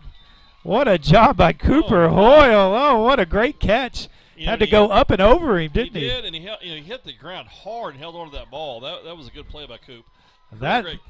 Great catch. Great throw by Hunter Molinax to get it out there and to give him a chance. And I thought they were just going to kneel down or maybe run the ball and just see what they get out of it, but they went ahead and went for it and threw to Cooper Hoyle, who, to be honest, I don't know if he's been targeted very much this year, maybe once or twice. And that's making the most of your opportunities right there. It is, and Cooper just made a great catch. That's all there was to it. He had a man right in his face, and that ball could have went either way. Cooper took advantage of that. He did. He went up, and that's a great job. That's as Hunter just throws it up and says, here, go make the play. And Cooper Hoyle, our senior for the Bulldogs, is able to come up with that pass.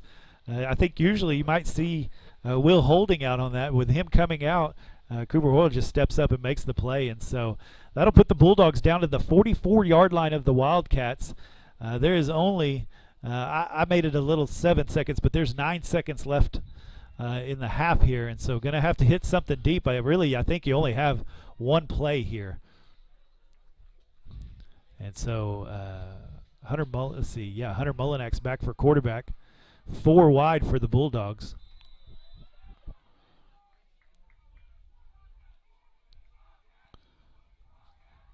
Looks like, oh, get it, cover it. Sorry. That was a fumble. Yeah. I think, is that, they let the clock go out? And yeah. No, timeout. Okay. Let's see how many 2 seconds. 2 seconds. Like 2 seconds. Yeah, that's 2 what seconds. That's what I had was 2 seconds, and so we have 2 seconds left in this ball game.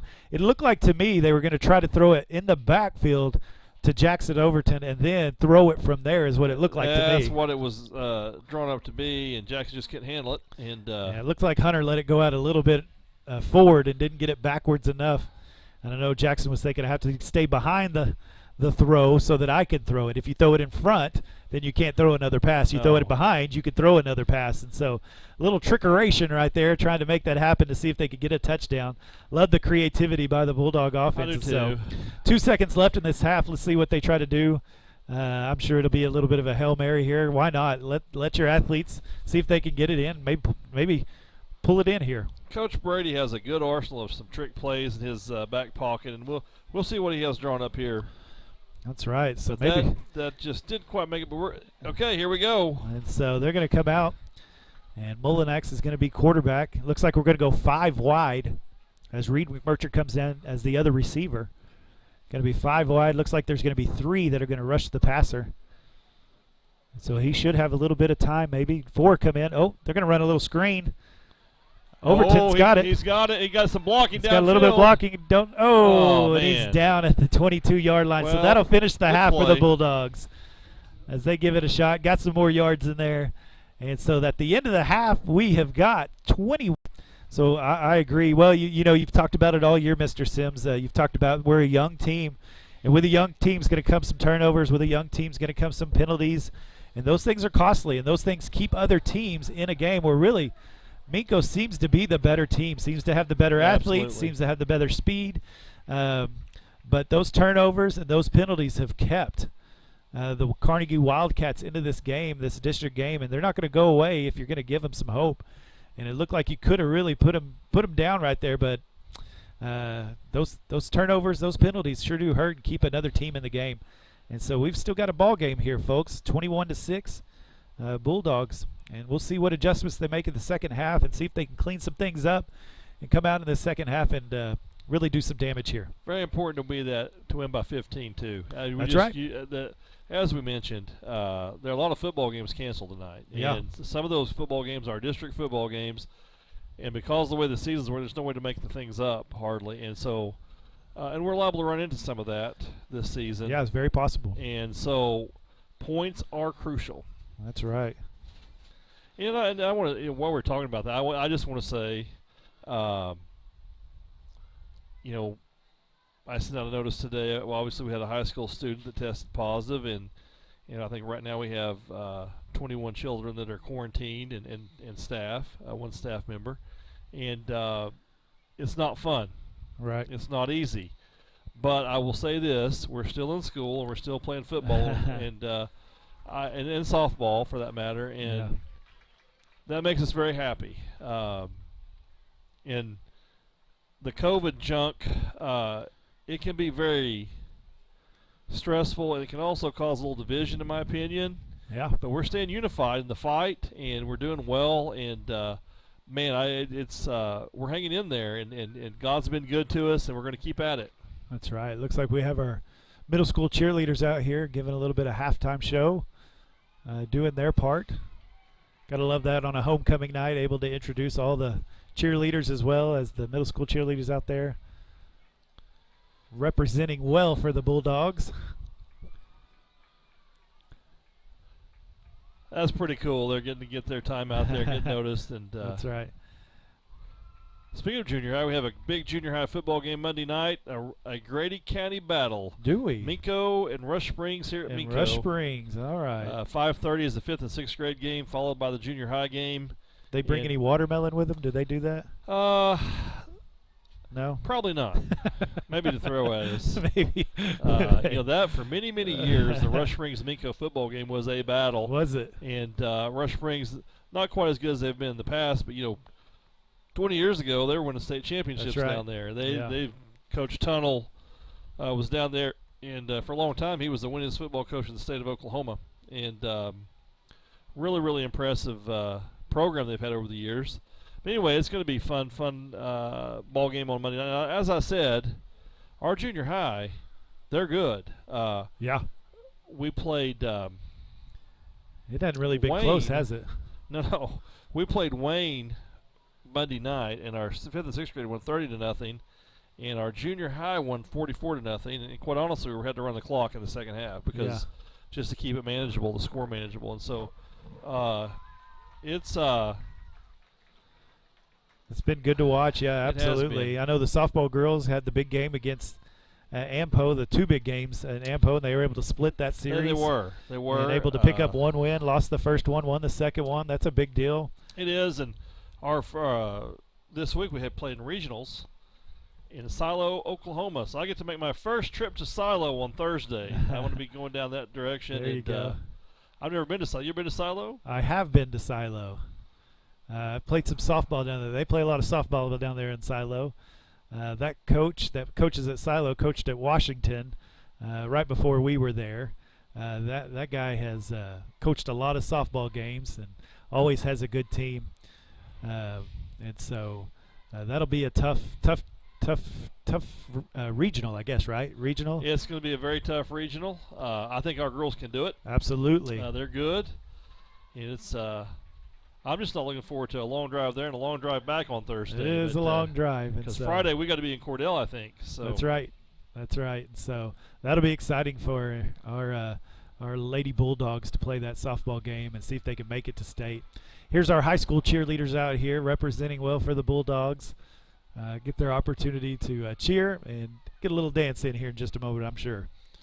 They're gonna throw some people up in the air, I think. I think so.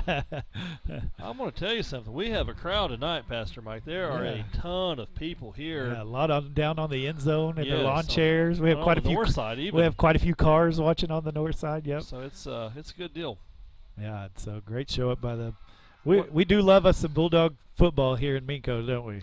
I tell you, even beyond that, this community is so supportive of our kids. It's incredible. You mentioned, I think, earlier the parade and the pep rally.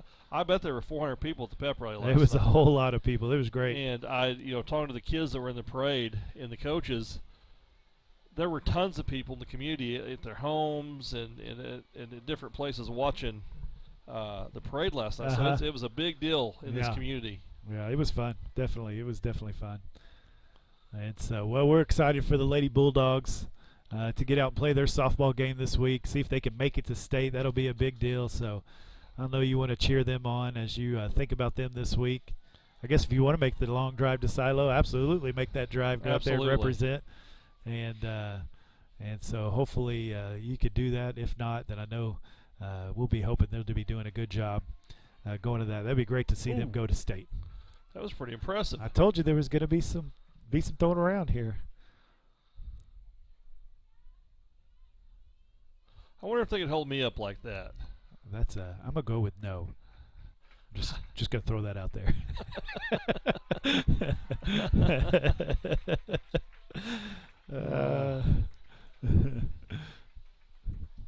And so I probably weigh her by about 200 pounds.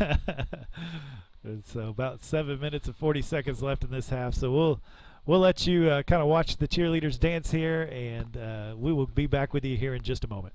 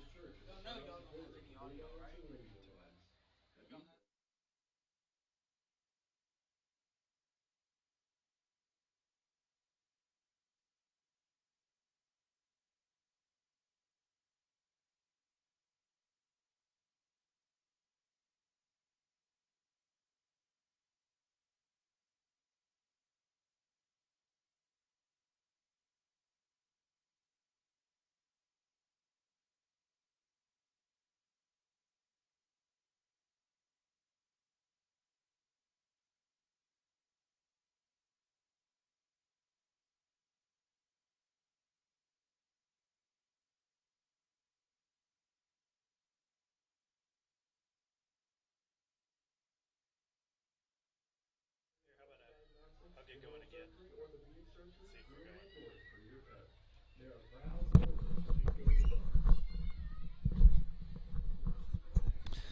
All right. Well, we are back with about 2 minutes left in this halftime show.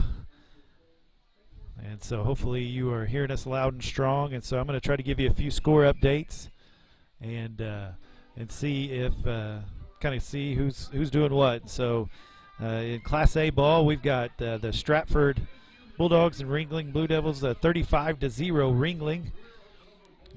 Cordell and Hobart with that as the district foes, and so they're in our district. Hobart's winning right now 14-7 at halftime against Cordell.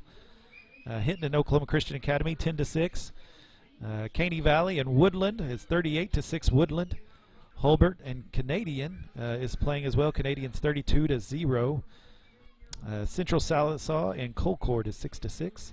Pawnee and Hominy is 30-0 Pawnee.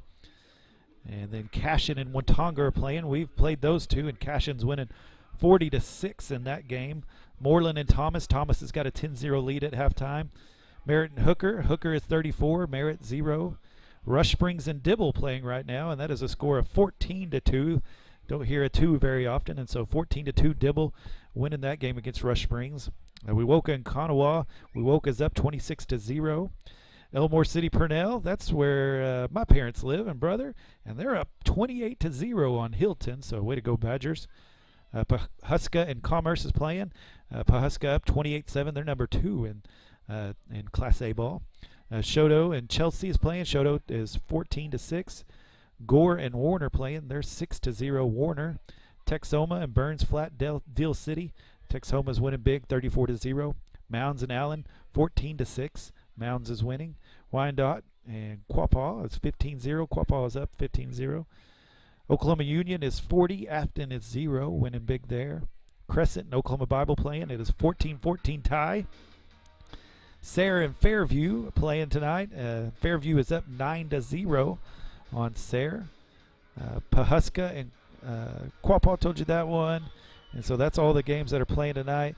Don't see a Walters Mangum. I believe they're supposed to play tonight, but nobody's updated that game. So just a few games going on in our district once again as we started district play tonight. And so have some others this evening. And so we have a good game going. Bulldogs 21, Carnegie Wildcats 6. And we dominated the first quarter. I was able to play really well a bunch of the second quarter.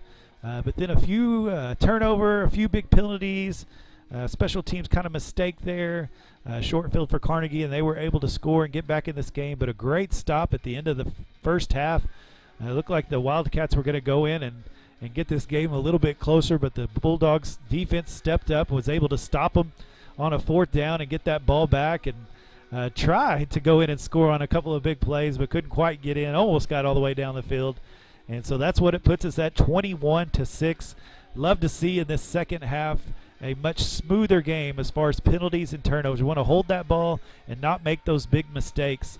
And so that's what we want to see out of the Bulldogs this second half. We'd really like to see them come out just like they did in the first half at the very beginning of the first quarter.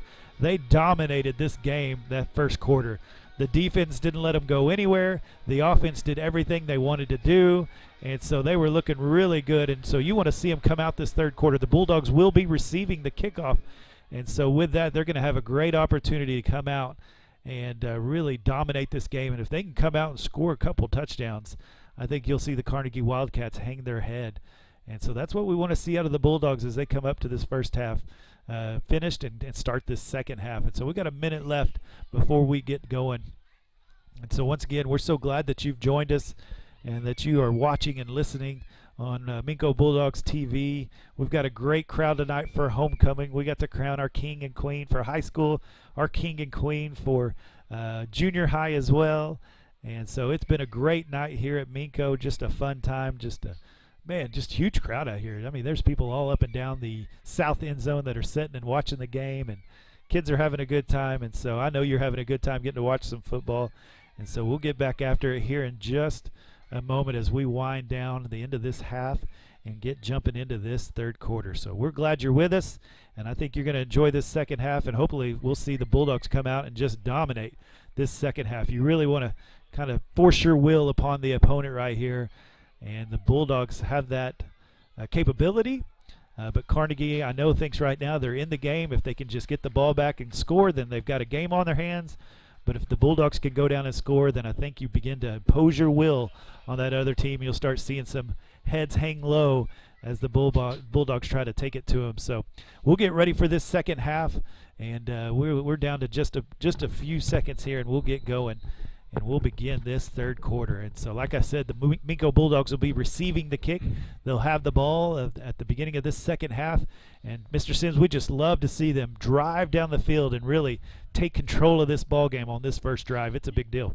This game was in our full control, as I mentioned, and I talked to some of the coaches, this week. Got to eliminate the fumbles, so this half is the key half to do that. I think we have an opportunity. We played pretty cleanly for the most part, Pastor Mike, and eliminate some of those penalties as well that are backbreakers. That's right. So we've got, looks like we have Overton and McMurtry back for the Bulldogs. Big number 73 ready to kick for the Indians. That when I was in middle school, way back when, we had a guy that was a defensive lineman. He was our nose guard, and he was our kicker. And that boy could just kick that ball. I mean, he was a big boy, but, man, he could kick that ball. And so that's who he reminds me of. It's taking me back to my middle school days, Mr. Sims. And so here we go, the kickoff for the second half. Looks like it's going to go to Reed McMurtry. He's going to field it at the 18-yard line. Going to get a few blocks. Oh, he's finding a little room. Oh, maybe shouldn't have cut to the outside, keep going north and south, but good return to get it to the 39-yard line for the Bulldogs. And so good return, good start. Want to see the Bulldogs really fire off here. The offensive line take back control of this game and just march down and score some points. Put some points on the board to start this second half. Yeah, it's key to control that line of scrimmage. Also control that clock. I hope nobody trips on that tee. We got a little. Oh, that's right. There we go. We got a little guy coming out to get it now. So good job by the referee to see that. And so we'll get this second half going. Hunter Mullinak's in for quarterback. Little John back at running back. And Little John's going to go up the hole. He's got all sorts of room to run. He's going to get about 11 yards right there. And so great job by the Bulldogs. The offensive line doing exactly what you want to do to start this game, and just a massive hole, and was able to really get 10, 11 yards there on the carry. Well, if he can break open in that hole, he's going to get 5 to 10 yards. He's so hard to bring down, and he's a hard runner. So that initial blocking is so important. A little pitch to the inside, a little shovel pass to Mullings. He's able to get about 2 or 3 here. And so I think Little John, with that fumble, didn't get another chance in the first half. And so he did not. Coach Wardlaw going back to him saying, all right, make sure you hold on to the ball this time. And so I bet he does. And so you gotta have Little John out there. He's been a great running back for us. And so I want to see him continue to get the ball. And so here we go with a 2nd down and 8 for the Bulldogs as they're on the 48-yard line of the Wildcats. Overton in motion. Handed off to Little John. He's got all sorts of room. And once again, he always falls forward. He never falls backwards. And so he was able to get about 7 yards there. And that'll be a 3rd and 2 for the Bulldogs as they're on the 42-yard line. and just marching down the field. This is exactly what you see. You want to move these chains right here. Yeah, I think we have 2 plays to get 2 yards here. I don't think they're going to punt, but it'd be nice to get here. Oh, nice speed play. Going to give it to Overton. Oh, he's going to stop his. Oh, good move by Jackson. Looked like it was going to be a loss. Didn't look like he was going to make it. The Wildcats were able to kind of stop him from getting to the corner, but great cut by Overton and able to get the first down for the Bulldogs. And that's a 1st and 10 on the 39-yard line. That was just because of Jackson's speed and able to stop and go. That's really nice run to get that 3 yards. He did a good job right there. Here we go with Lance and again. So Lance right up the middle, man, getting all the yards that he wants. And this is kind of a reminder of what we saw with Tonga last week. He was able to get all that he wanted anytime he wanted. And so Littlejohn, another 5-yard carry. Boy, you love to see that. Big chunks of yardage every single carry for Littlejohn. He's coming out with a little bit of a purpose, isn't he? He is, and he set that second quarter, to be quite honest with you. I think that he's coming out with purpose. You're That's right. That's right. And Hunter does it once again, is able to get a penalty and able to. I believe that's number 5 tonight. I really do. I think so. I agree. I think that's the 5th time, and that'll be enough for a Bulldog first down. Moving the chains, that's what you want to see, is them to continue to move the chains, and that's exactly what they're doing. And so 1st and 10 for the Bulldogs. Hunter Mullinak's back at quarterback. Littlejohn in the backfield with him. Mullings also as a fullback. Great blocks, and man, he hits that hole quickly. He does. He's able to get about 6 yards on that carry right there, and the Bulldogs just taking huge chunks of yardage every time they touch the ball. And these are the kind of drives that takes the will of Carnegie right away from them. That's exactly it. And that's exactly what you wanted to do right here. And so the Bulldogs are doing great. Eating the clock up, too. Yeah, that's right. Eating the clock up. And so going to stay in the same play call here, same formation.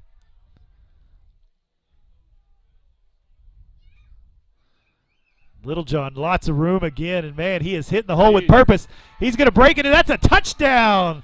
Littlejohn with a huge job, a 23-yard touchdown run. It is not a touchdown. Oh, there is a flag on the play. A flag on the play. Which way? That's going to be a hold on us. Yep. So once again. That's the 2nd time tonight we have had a holding call on a touchdown play. That's a killer. Now, that is twice tonight. We have gone into the end zone, and a holding call has brought us back. Yeah, you just can't have that. And we're still in decent shape here. Yeah, 2nd down and 12 for the Bulldogs. Still decent shape. Want to make this 3rd down and manageable. Want to get this ball about 5, 6, 7 yards here so we can get a manageable 3rd down play here.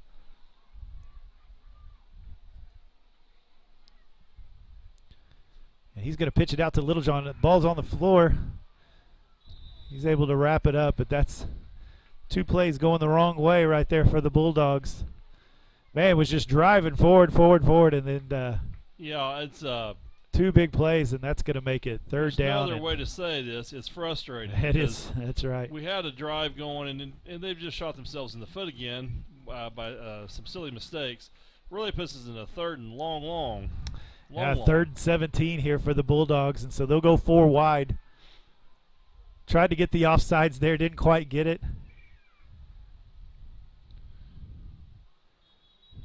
And looks like we're going to have a timeout. Well, that blew up quickly. That did, man. We were looking good. They were just driving the ball down and wasn't able to. They punched it in the end zone, and then it came back on a holding call. That's the 2nd one we've seen, and that just hurts. And then put the ball on the ground again as we tried to pitch it out to Littlejohn, and it just hit the grass and wasn't able to get anything. And so that puts you in this 3rd down and long. But still, it's 2-down territory. You can get 8 yards here. Maybe you can get a 4th down, maybe give you a shot. And so the Bulldogs are going to talk about it. Man, they were just looking real good there. Like you said, frustrating, I think, is the right word for the Bulldog fans, Bulldog coaches, and even the Bulldog players there. You were just really imposing your will on the other team, and then all of a sudden you're moving backwards. Yes, sir, and I think that you take a look at the last 2 weeks, the the better of the two teams, and unfortunately, those mistakes just equalize the teams. But I do believe we'll overcome this tonight. Yeah, I've been saying that a lot, but well, I think you're exactly right. We are up 15 points. So yeah. No, you're exactly right. I mean, I think you're exactly right. Last 2 weeks, you've been the better team, and through some penalties and turnovers, you've allowed that team to hang with you, and you just can't have those mistakes. So we got a third down and a whole lot here for the Bulldogs. Little pressure in his face, able to get it off to McKee. Oh, nice. Great catch by McKee. And yes, the referees say yes, it's a catch. And that's enough, I believe, for a first down. And it is. Yeah, there it goes. You know, the nice thing about that, Hunter, I don't know if you saw that or not, had pressure deluxe in his face when he threw that ball. Yeah, he did. Lots of pressure on that ball. And he was able to throw a strike. And Lane McKee reaches out and just grabs a hold of that ball. What a catch by McKee. I mean, laid out for that one, didn't he? He laid out for that one, and that was a timely play. Keeps this drive going, and let's take it. Let's get this thing in the end zone. That's exactly what you wanted for your big third down. 3rd and 17 was able to get all of that to get the first down. And so here's Mullinex as he rolls out. Shovel pass again. Mulling's able to somehow still stand up, but finally put to the ground at about the 18-yard line, and so maybe picks up an inch. I'm going to say an inch, maybe an inch. So.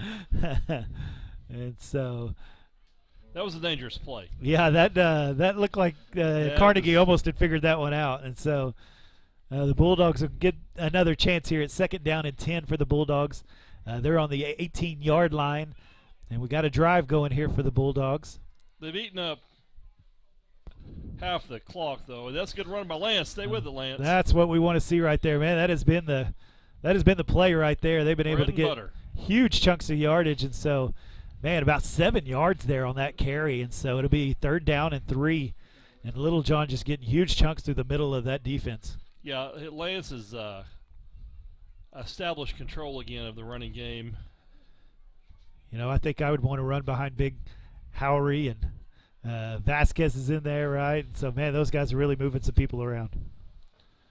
We're in 2-down territory here, Mike, too. We got 2 plays to get 3 yards, and we're going to get more than that, maybe. Oh, nope. Little John tried to pop it outside. It was just covered up in the middle and tried to make something happen and couldn't go anywhere. So that'll make it a yard on that or 2. Yep, that'll make it 4th down and about 5 yards here.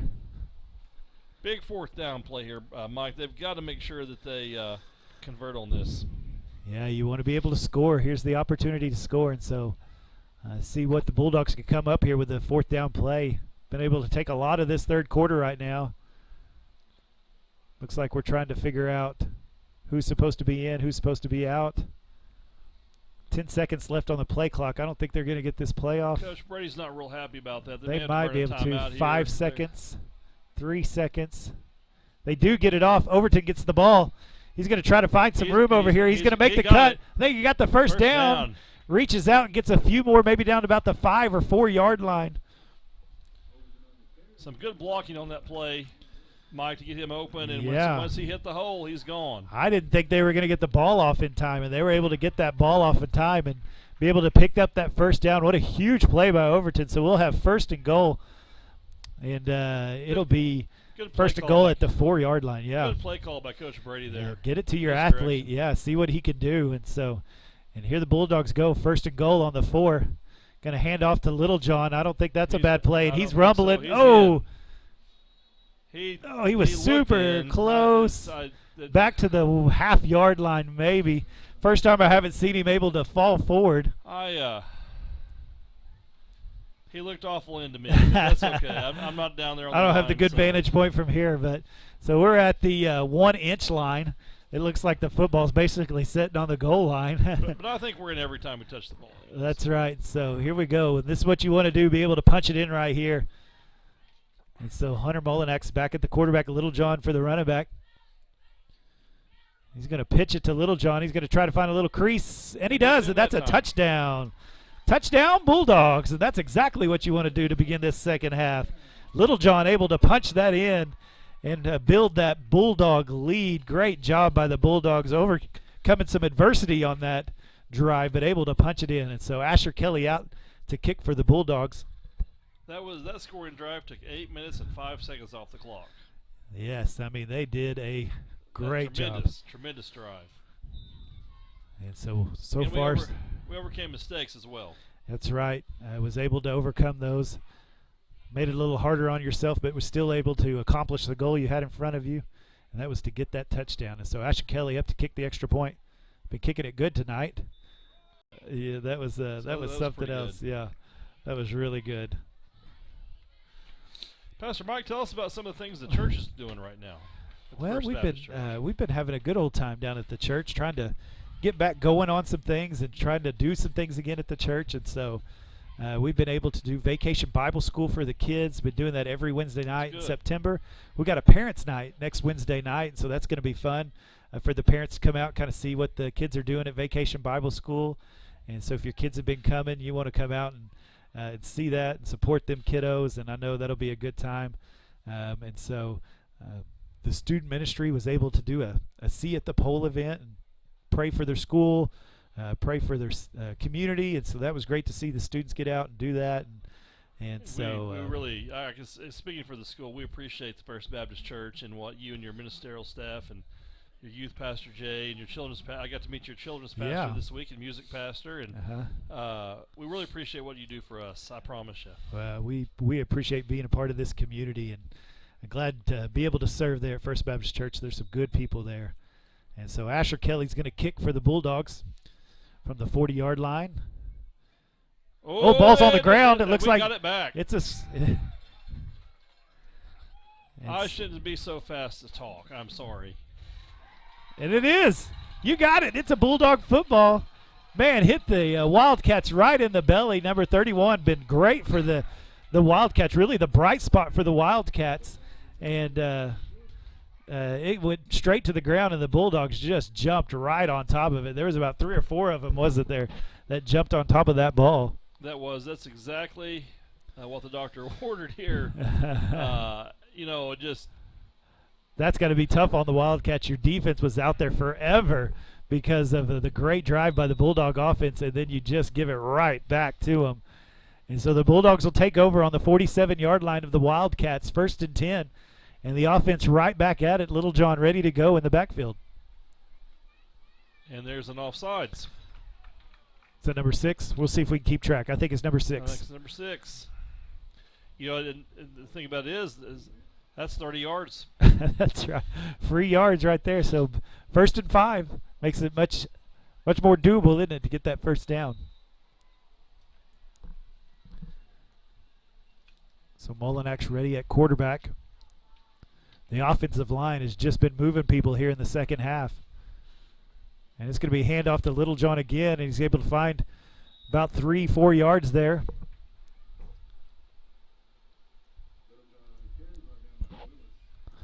And so, about 4 yards. So 2nd down and 1. I always kind of thought on a 2nd down and short, I kind of like to take a shot because I think I could get it on 3rd down really easy. Yeah, I think we will here, unless we're going for clock management. But I do believe we'll see a pass play here. So Overton in motion, going to get him to the wide, see if he can find the corner. Couldn't quite get the block, but just outruns him and able to get the first down. Kind of looked like somebody hit him late. Yeah, that was a late hit there. But I don't see a flag, so maybe it was just before he got out of bounds. And so we'll give the... Once again, that's why I am not paid to be a football coach. And so we'll say the Mr. Official knows what he's doing over there. And so that's enough for a first down. Good job by Overton to get that first down. Move those chains and keep that clock going is what you want to be able to do. No kidding. And so 1st and 10 for the Bulldogs. Hunter Mullinax doing a really good job tonight at quarterback.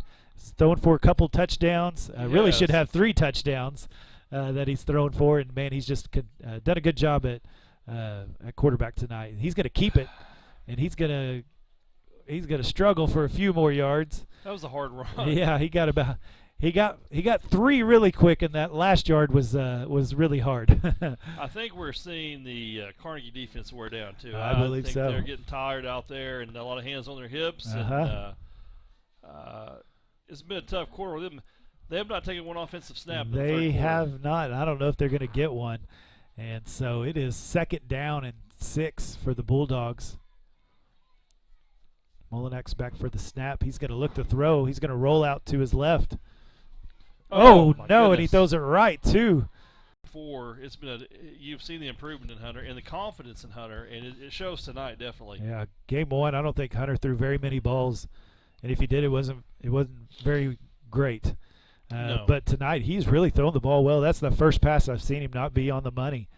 And but the Bulldogs get the benefit of the doubt, able to get that penalty on roughing the passer, so the Wildcats were about to finally run an offensive play and had a roughing the passer there and give it back to the Bulldogs. So it'll be 1st and 10 on the 18-yard line for the Bulldogs. And so they get a break there. They do. Finally. Get a break there. And so I don't know that I've ever seen a quarter play where an offense hasn't run an offensive play. I don't know if we're going to have that, but it's going to be awful close here. Yeah, it's been quite impressive by the Bulldog offense to do what they've done. Down to 209. Yeah. And I don't think the Carnegie coach likes the call, but that's the correct call.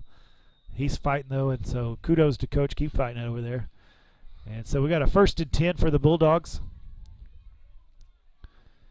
And he's going to hand off to Littlejohn. He's going to have a pretty good-sized hole. He's going to spin once. He's going to spin twice. And he's down to about the 7-yard line. I thought he was going to spin himself right in the end zone. I thought he was too. He was definitely on the spin cycle right there. And he was trying to get that in for the Bulldogs. And so that'll be 1st and goal on the 5-yard line for the Bulldogs. And Molinex and Littlejohn's just gone to work this second half and have got a whole lot of yards. And they hand off to him again, and he's got the hole. Oh, yeah. And he hunts for the contact, and that is a Bulldog touchdown. And once again, they punch it into the end zone. Littlejohn, I think he had 3 options there. He could have gone to the left or the right or run the man over, and he ran the man over. And so the Bulldogs punch it in for another 6 points, and they have taken control of this game, just what we wanted to see in this second half by the Bulldog offense, and they have just forced their will upon the Wildcats. Asher Kelly out for the extra point. Good hold, good snap. And good kick. There it is right there. And so that'll put the Bulldogs up 35-6.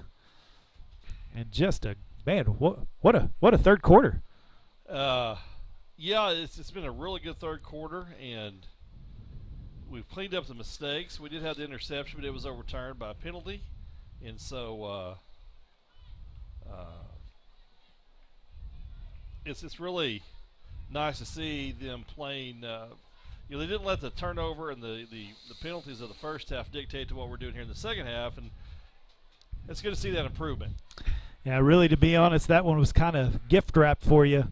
You had thrown the turnover. There was another turnover, an interception that you thrown, but roughing the passer helps you out there, and I know the Carnegie Wildcats are not happy about that one, and no, and their defense just wore out. But for the Bulldogs, you took advantage. You took advantage of the gift, and you went ahead and punched that in, and that's exactly what you want to see. Exactly. Well, we've got 1:30 left in this third quarter. The Bulldogs have had it all of the third quarter, and they'll kick off here. Asher Kelly for the Bulldogs are going to kick to the Carnegie Wildcats, and they can maybe run a play here in the first or the third quarter. A deeper kick down to the 25. Ooh, big block. Going to have a penalty flag out there and stopped about the 37-yard line. Must have been a hold, but there was a definitely big block. I saw a helmet snap back there, and so big block, and so not sure what the penalty is. So we'll see what that is, and then we'll set you up where they're going to start here. And it looks like a block. Looks like a block to the head is what he's going to call. Too much contact up on the head. I think that was the one we saw. And maybe should have blocked a little bit lower. It looks like he made contact with the head, so they're going to call that penalty. And that is going to back them up. There's 5 yards. There's 10 yards. And there's 15 yards. And so that's going to put the ball on the 15-yard line of the Wildcats. 1:18 to play in their first snap. And they're finally going to have a snap. I would call that just about 11 minutes of possession for the Bulldogs for this third quarter. And it really causes the game to go fast. It does, doesn't it? And they don't have the ball, they can't score. That's right. So if they did make adjustments, we haven't seen them yet. So we'll see what adjustments the Wildcats have made. And it looks like they're going to go to the I once again as they get in the I formation. They're going to hand it off to the running back. He's quick, and he's found a little bit of a hole. And he is a hard runner, isn't he? He gets about 12 yards there. He is hurt. About 12 yards. He's got some quickness to him, doesn't he? He does. He hits that hole and accelerates. Yeah, he does. Hits the hole fast. But he is shaken up, and hopefully he's okay. They're going to get him off the field, looks like. But he's a good player. Yeah, he's definitely got some speed to him. Boy, if you could get him to the outside, he would take it to the house, I think. He would. And so the Wildcats move the chains there with a big run of 12 yards for the Wildcats. They get a 1st and 10 on the Bulldog 20 or the Wildcat 28-yard line. Going to hand off to the running back, and he is stuck quickly by Orlando Vasquez, and he just fills the hole and puts him down. Great tackle. Way to get a hat on the football and just puts him on the ground. Orlando looked like he enjoyed that tackle. Yeah, I thought I saw a little flex in there. And so, yeah, when you get a good play like that, that's exactly what you want to do. And so, man, great job by Orlando Vasquez. And the reason a linebacker can make a play that way is because your defensive line is doing such a good job. I mean, they are taking up all the blocks. That leaves him free to go hit him, and he's doing his job, taking him down. So 2nd down and 10 here. It's going to be a pitch to the outside. And, whoo, there he is again. Orlando Vasquez showing his speed. Was able to put him down, and that'll be the end. That's incredible. Of the third quarter. And a great tackle by Orlando Vasquez. Man, he got out there. That kid's pretty speedy, and Vasquez was able to get him down. And so that'll be a 3rd down and about, I will say, 6 yards to start the 4th quarter. And, man, we're already in the 4th quarter. That was a quick 3rd quarter. I feel like halftime lasted longer than the 3rd quarter. I think so. And that was a dominated quarter by the Bulldogs. A dominating quarter by the Bulldogs. They did. They got after it. And that's exactly what we kind of talked about, man. You want to impose your will. You want to you want to see those heads over there start to hang because you're punching it in, and they did. They were able to score twice here in the 3rd quarter to build that lead 35-6. And so the Bulldogs are up on the Wildcats 35-6. And that's where you want to be in the 4th quarter as you're gradually making this game a little bit farther and a little bit farther, and you're decreasing that hope for the other team. And so doing a great job. And so the Bulldog defense is finally out here. They've allowed 1 first down in the half. I could say that. That's right. Yeah. And so 1 first down, and so we've got 3rd down. And about, I'm going to call that 7. Is that 7? Something like that. 3rd down 8, 3rd down 7. You know, another thing too with this win is we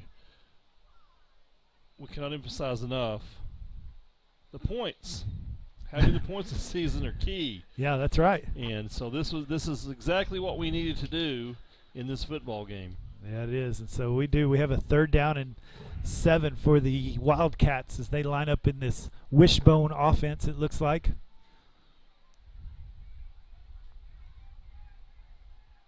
Good play by Lance. Yeah. And so McKee able to stop that play right there. And also Little John out on that tackle.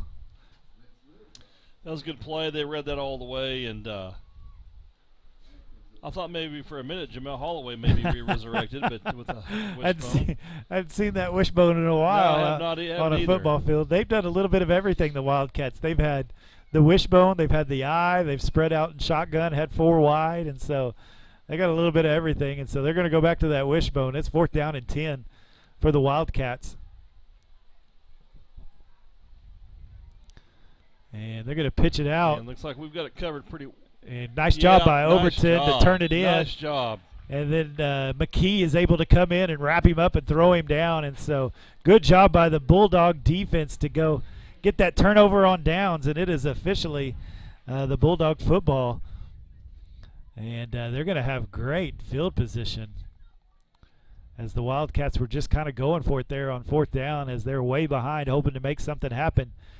And Overton was able to turn that in, did a good job of what he was supposed to do, and McKee just runs up on him and is able to just knock him down. And so great job by the Bulldogs.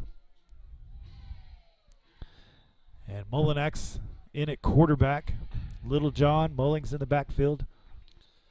Overton in motion. Handed off to Littlejohn. He's got a big hole, and he just rumbles quickly. He didn't make one move. He just went north and south. I think we've wore their defense down. Yeah. They have had a big dose of Littlejohn this second half. And, man. While we're waiting on this play, I want to say a big thank you to Casey Rice. And you mentioned this last week. She led an effort, and they're going to be doing some work tomorrow at the playground. Oh, yeah? We are taking out some tetherball.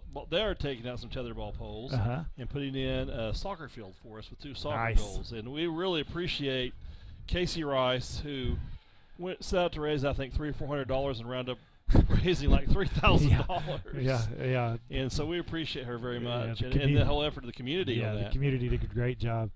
Oh, Mullings trying to make a little bit of a counter play. They already whistled a dead. Big 72 was able to jump on that quickly. And he's a little sore. There looks like he might have a hammy problem there. Well, he got back there in a hurry, and I couldn't see Mullings' eye. He was looking the other direction than what I'm looking, but I'm going to guess his eyes got pretty big right there. I would think so. And so the Bulldogs backed up on 2nd down there. It's 2nd down and 15 for the Bulldogs, as they're on the 28-yard line of the Wildcats. Something I've noticed in our 4 games, that maybe other than the Cashing game, we're in better shape than the other teams usually. I mean, we don't cramp as much. That's a credit to our coach. Oh, nice pass play to Mullins. And Mullins all the way down to the about 6-yard line. Great little fake to Littlejohn, and Mullings has been blocking on that play all night long. And as he blocked on that play, usually he just slipped right out. And as he slipped out, nobody went out with him. He was wide open. What a play call by the coaches. And good job by Hunter Mullinax, putting it right on the dot and able to get it down. So 1st down and goal on the 6-yard line. What a play. That was a great play. And I think once or twice a game you can count on Mullins to get that ball in a situation like that. Yeah, a great little slip play. He just slipped right out and wide open. Boy, the Wildcats weren't ready for that at all. So Littlejohn in the background, and they're going to hand it to him. He's going to find a few spots and dives into the end zone. I believe he got in. Yes, that is a Bulldog touchdown. And so what a job by Littlejohn. He's able to jump in and score from about 6 yards out. Just went to the corner, went to the pylon, and was just a little bit faster. And so good job by the Bulldogs to put another 6 on the scoreboard. And we're starting to run away with this, folks. This is good stuff for the Bulldogs. Good stuff. This is exactly what we needed after last week.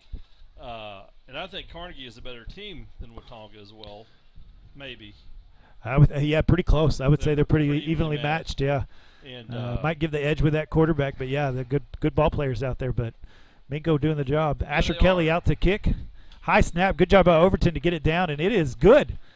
And so look at that. Asher Kelly is perfect for the night. Man, he's done a great job tonight getting him in. Overton, good job on holding it. Great snaps tonight. They're getting back there quicker.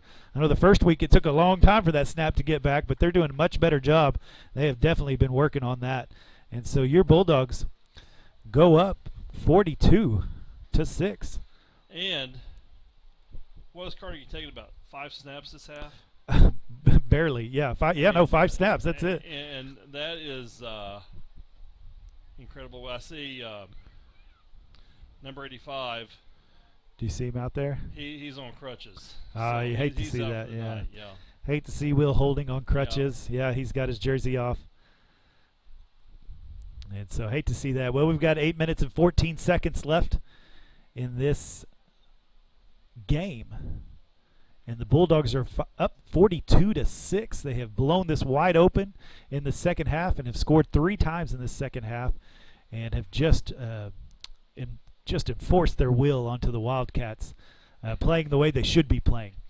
as in a mistake-free half. And that's you see when you don't make those mistakes and those critical penalties, what can happen. Yeah, good job by the Bulldogs. Yeah, good job. Way to come out that second half and get after it. And so Asher Kelly be kicking for the Bulldogs once again. He's gotten a lot of practice tonight. He's had a few good kicks deep that they haven't done very often. They've really changed it up tonight. He's had about 3 different ways he's kicked this kickoff, from short to long and to the medium. And so he's going to put a little air on this one. Fielded at the 38-yard line, and he is met quickly by number 20. Number 20, Ashton Taylor, and then was that number 10?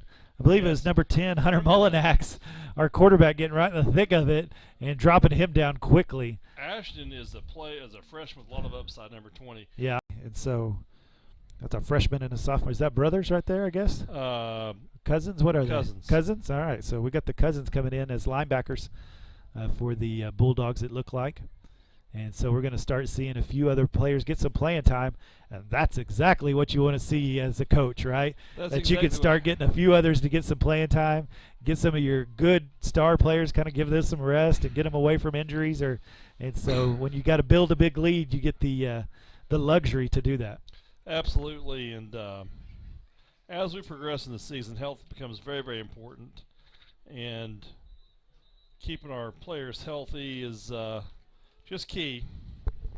Well, especially with COVID and the opportunity of quarantining and maybe if you were around somebody, you might not get to play that week. And so you need other players to come in and get that experience because you don't know if they'll be called on next week or not. I mean, this is one of those seasons that you got to think about that.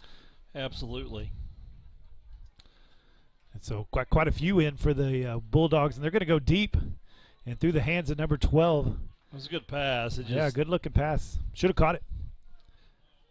And so that's the speedster. He's been the running back in a couple of things. You know, our sympathy, if you will, to our friends at Chickasha. Yeah. They had like 27 or 28 football players quarantined and due to exposure, and it's a tough year. And once again, I cannot say. I know I complain about the turnovers and stuff, but I tell you what, I'm so grateful that we have the opportunity to play and pack this place out. That's right. Well, we got lots of new players out there, and so I'll try to read them off to you here in just a moment. As we get through this play, I'll try to get you some information who's in. And so quarterback's going to go to the outside, and he's able to run out of bounds. Number 60, Joel Lara, is able to push him out of bounds. And so it looks like we got all sorts of new players in. He's been around a long time. He's a senior. That's right. And also we got number 54, Derek Shantz in on the line. Freshman. Number 72, Gavin Goodman's in. Another true freshman. Number 53, Zach Willman's in. Another true freshman. And who is that? Number 52, Shane Goodwin is in, or Godwin's in. Yeah. Also we have Ben Birchfield, number 7.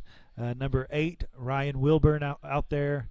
Number 20, we talked about him, Ashton Taylor. And Cooper Hoyle still in over there on the top side, and that's where they're throwing it.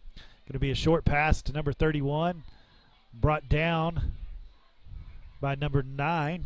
That's Elijah Manley, was able to bring him down. Great to see those young kids getting in and get an opportunity to play, and especially on a night when you have 1,000 people. I mean, we literally have 1,000 people here for Minco pretty much, and getting to play in front of that crowd, what an opportunity for those kids. That's right. Now it looks like Noah Johnson coming in for the Bulldogs. He's another freshman. Yep. Able to come in for Cooper Hoyle. And so we've got lots of freshmen and sophomores out there for the Bulldogs getting a lot of good playing time that's needed during this season. So 1st and 10 for the Wildcats.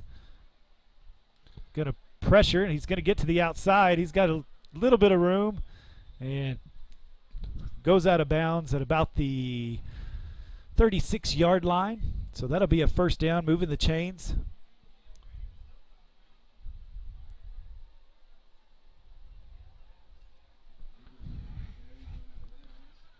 Yeah, this is one of those games you would hope the next 7 minutes eats off the clock, and let's get out here with the win. That's right. So 1st down and 10 for the Wildcats. Come out Monday night, you see these same guys playing. That's right, yeah. A lot of them, anyway. A lot of them, that's right. And so good pressure by number 28. Couldn't get to him. Trying to get to the corner. Good job by number 14, Noah Johnson, able to bring him down. Good tackle by Noah. And so that'll be about That'll be about 9 yards there. So second down and 1. Second down and 1. Was able to find the corner. As a defensive end or as that linebacker, you got to try to turn that back in. These young guys got to learn that. You want to turn it back in. Don't let him have the wide side. You want those other linemen and linebackers to help you get them down, and so let them get to the corner. That's what you're trying to keep them from. So watching Coach Warlaw there, he's giving a lot of instruction as well to his team, and that's something about these coaches. They coach for 4 quarters. That's right. That's going to be a handoff to number 11. Good job by number 28, Nehemiah Manley, and a host of other Bulldogs able to bring him down. And but that's enough for a first down, but the clock keeps moving.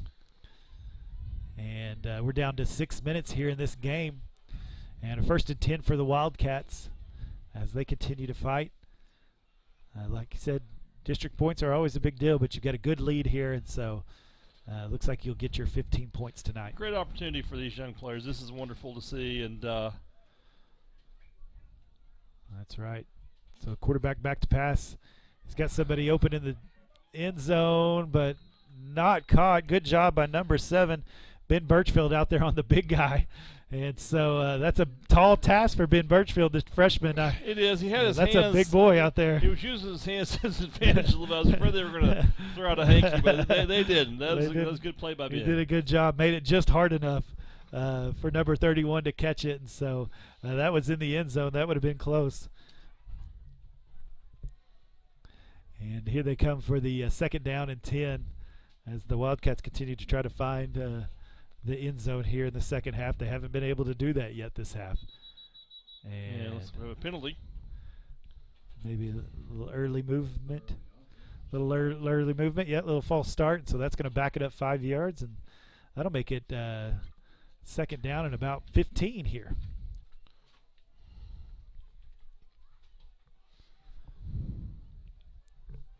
So number 25 comes out. That is Jake Caruth. I think I've heard that Caruth name before. I believe you have, and you'll hear that name a lot more, that young man. So he's just coming off an injury. He injured his shoulder, and it's good to have him back. He's just a good football player. Yeah. He's going to be fun to watch over the next 4 years. And so big pass to the middle, just out the outstretched arms. Well covered, too, there, Pastor Yeah, well Mike. covered. Good job by number 20 and number 14. Nice job there. That's Noah Ashton Johnson. Yeah, Ashton Taylor did a good job hanging with him. That's our little speedy back. He was that tailback as well, and so he was trying to get on him, but Taylor right up to the task. And so we've got a little over 5 minutes left in this game, and we've got a 3rd down and 15 for the Wildcats.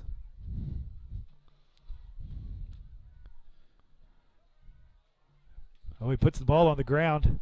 Oh, he almost got – oh, somebody's on it. Yeah, we got it. Number 72 recovered that. I'm not sure who's 70. Number 72 is Gavin Goodman. Gavin Goodman. How about was Gavin? Able to jump on that. And so great job by that young defense out there working hard, trying to make a play and come up with a turnover there. Some of those freshmen they're freshmen, but they're big freshmen. That's the way to go. They lift and work hard, and it shows. That was a good play. Look at that. You know the coaches are loving that. Yeah, that the defense, good effort. The defense has played so well. The first string played a great game, and second string comes out and does the same. They do. Maybe gave a little bit. We're able to jump on that ball. So first down and 10 for the Bulldogs. Reed back at quarterback. And that's right, McMurtry. And then number 28, Nehemiah Manley, is back at the running back position. And he's going to hand it off to him, and he's met quickly. What a hard run, though. My goodness. He did. He got him 2 yards. That was a lot of churning for 2 yards, but he was able to get it. I believe we're going to try to eat up as much clock as we can. That's right. We drop under 5 minutes here. And so 2nd down and 8 for the Wildcats. And they're going to get their play call. They're going to run this play clock down quite a bit every time. And so I bet you need to get ready for that for these last 4 minutes here. And I think, Pastor Mike, it's fair to say we've seen a lot of improvement from last week to this week even. And really great to see that. As McMurtry pulls it. He's going to find a little bit of room. Oh, my. He's going to cut back. He's still looking for a little bit more. He is not. And finally dragged down by number 3, but not until he got a whole lot of yards. And so he's able to get that first down. I think these bunch of freshmen might want to score. I don't think they're just going to hold on to the ball. And so McMurtry pulls it and just takes it on his own and is able to get about 20 yards there. That was a good play For the Bulldogs. And so 1st and 10 on the 44-yard line of the Wildcats. Boy, he's quick, isn't he? He's got a little speed to him. Both those quarterbacks, man, they both can run well. Yep. They make good decisions. We've seen them be able to throw the ball, and so I think they'll just continue to get better and better and better every game. We're going to eat this clock up. Birchfield in motion, and he's going to get the ball. He's going to see if he can get to the corner. He got there. He made a little move and got through. He's still on his feet and rolls down for about 10 yards there almost. I don't know if he got the first down, but it was real close. I think that's going to be 9 yards on the carry. I think it's fair to say that Charles's kids are a lot more athletic than Charles is. I had to throw that in. Couldn't help it. I hope he goes back and listens to that. All right. And so Birchfield with 9 yards. Nice job of him. Wasn't sure if he was going to make the corner, but he turned on the speed and got to the corner. Was able to get 9 yards there for the Bulldogs. So we'll have a 2nd down and 1 for the Bulldogs. And is that another quarterback? Is that number 15? It's Clayton Hughes. Clayton Hughes in for quarterback. All right, big Clayton's back there. And he's going to pull it and throw it. And a little too high. Maybe a little bit of mojo going through his veins right there. I like it. He had the read pass option, and if I'm coming back in quarterback with 3 minutes left in a game that is pretty much done, I'm throwing the ball. I think so. I think so. Attaboy, Clayton. That's the way to take your opportunities right there. And so a little too much adrenaline and threw it over Birchfield, but I like it. And so I think it's easy to see, Pastor Mike, why I'm excited about the future. It's a great season, but the future here is really, really bright in football. Yeah, but it's going to be fun to watch this year. And so I think we got a great chance to win the district. Yes, sir. And so Manley hit quickly. And still 3 minutes to go. Yeah. Getting close to that 3-minute mark. Need a couple of first downs to ice this thing up. I mean, not ice this thing, but to run the clock out. Yeah, run the clock out. So we've got a 4th down and 1 for you right here. 4th down and 1 for this young offensive line, young offensive backfield. Hats off to Carnegie. They've played hard tonight. They have given their all. I think they'll be tough for other people. Clayton's going to keep it. He's going to go to the outside. Is he going to cut it up? And I think he did. I think he's got it, and he gets a few extra yards. Yes, he does. And so good job by Clayton Hughes, able to get the first down on 4th down. I wanted him to cut it up a few times, but he kept waiting. But he was able to make the corner and able to get him about 6 yards and get that first down. So the ball is down to the 24-yard line. You know what's impressive? About 4 or 5 months ago, he was in a a full body cast for breaking his arm the way he broke it. He sure did, and so love seeing the young guy get some playing time and got the first down. So gotta love that. And Birchfield in motion. Could be handoff to Manley as he goes up the middle. He's got a blocker out there. He's gonna run it hard. He's trying to get in. And and all the way down to the 1-yard line for Manley. Great run. Hey, that might be better. You're going to keep the clock running here. Yeah. And so you're on the 1-yard line for this young Bulldog offense. Really a bunch of freshmen in there and maybe a couple of sophomores, and they are doing a great job. Number 20 with great block down there. Ashton Taylor was moving his man, and Manley was able to just run right behind him on that. And so as we roll under 2 minutes here, Clayton Hughes at quarterback, and so 1st and goal on the 1-yard line for the Bulldogs. Going to try to punch this in. And Hughes is going to keep it on the keeper. He's got to go through 1, and he does. That's a touchdown for Clayton Hughes. Was able to punch that in from 1 yard out, and that is a Bulldog touchdown for Clayton Hughes, number 15. And so that'll be his first varsity touchdown. I think you'll remember that one, That's right. I bet Mom and Dad are loving that in the stands. And so Asher Kelly back out to kick for the Bulldogs. Has been perfect tonight. Let's see if he can stay perfect. Asher's had a lot of work tonight. He has. Ooh, barely got the snap down and not enough on it. Yeah, just too much hand in front of it. And so a snap was kind of to the right and wasn't able to get it down quick enough. And so finally something went wrong for the Bulldogs in this second half. But that's been it. Other than that, the Bulldogs have played a great second half. They have played a great – it's good to see that. Eliminate the mistakes. You see what this team's capable of doing, Pastor. That's right.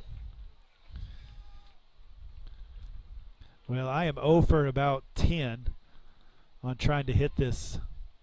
I keep going 12 points up, and I have to go 6 points back. I mean, it seems like you hit the. Is that 2 steps forward, 1 step back? Something like that, but it's almost like I'm not sure why. It does it on its own almost. Yeah. I don't know. I did that a while ago as well. I'm going to blame the computer as well. But we got the right score for you this time. How about that? We've had a clock and a score for you this week with the right names. I say we're moving forward. We are. We're getting better. I think we've almost reached the point that we're almost decent. Almost. Almost decent. It's so we got 1:39 left in this game. The Bulldogs have just played an excellent game tonight. Really dominated this second half. Was a good first half. Made a few mistakes. Let Carnegie stay in the game, but the Bulldogs have just come out and dominated this second half. I think it's safe to say the third quarter of this game was the most impressive quarter they've played all season. Absolutely. Let's see. Do we got any other new players in? Looks like number 8, Ryan Wilburn's in. Also looks like, what is that, number 35, Zach Perkins. That's another freshman for you out there. So a couple more guys getting some playing time. I think everybody's getting a chance out there, and so got to love that. Everybody's getting in the ball game. So in I formation for the Wildcats. Going to pitch it out wide. Ashton Taylor right there and just pulls him down. Good tackle by Ashton. Nice job by number 20. Is able to run out there and make the tackle. Kind of one-on-one right there. And so second down and 11, a loss of 1. So good job by number 20 getting the tackle for the loss. I think he's playing free safety back there, and he was still the one that was able to run up over there and get the tackle. Yeah, he did. He's got some speed and quickness to him as well, and he's not afraid to hit you. No, he's not. And so second down and long for these young Wildcats and the young defense here for the Bulldogs. It's going to be a handoff to the fullback. Ball's on the ground. Number 25, I think, jumps on it. That is Jake Caruth, I believe, is going to recover that ball. And so the young Bulldog defense has recovered 2 fumbles in this last few minutes of the fourth quarter. I think we're going to go into what maybe we say victory formation here and take a knee and get out of here with a big I believe so. It's 45 seconds left. Proud of these Bulldogs and their effort tonight. The Wildcats just put it on the ground right there from the fullback, and he was able to jump on that. So good job by our. One snap ought to do it. One snap should do it, yes. And so I believe, let's see when the referee's going to wait to start it. Yep, there you go. And so that's the ball game. That's going to be our game. So we're so glad that you joined us tonight. Got to watch the homecoming festivities and get to see a great Bulldog win on this Friday night as the Bulldogs just dominated this second half to put it away. And that'll be their first district win of the year for 2020, and that'll put up 15 points for you in the district standings. And so great way to start districts. Yeah, a great win for the Bulldogs. And once again, well, yeah, they're not going to run great effort. Great effort tonight.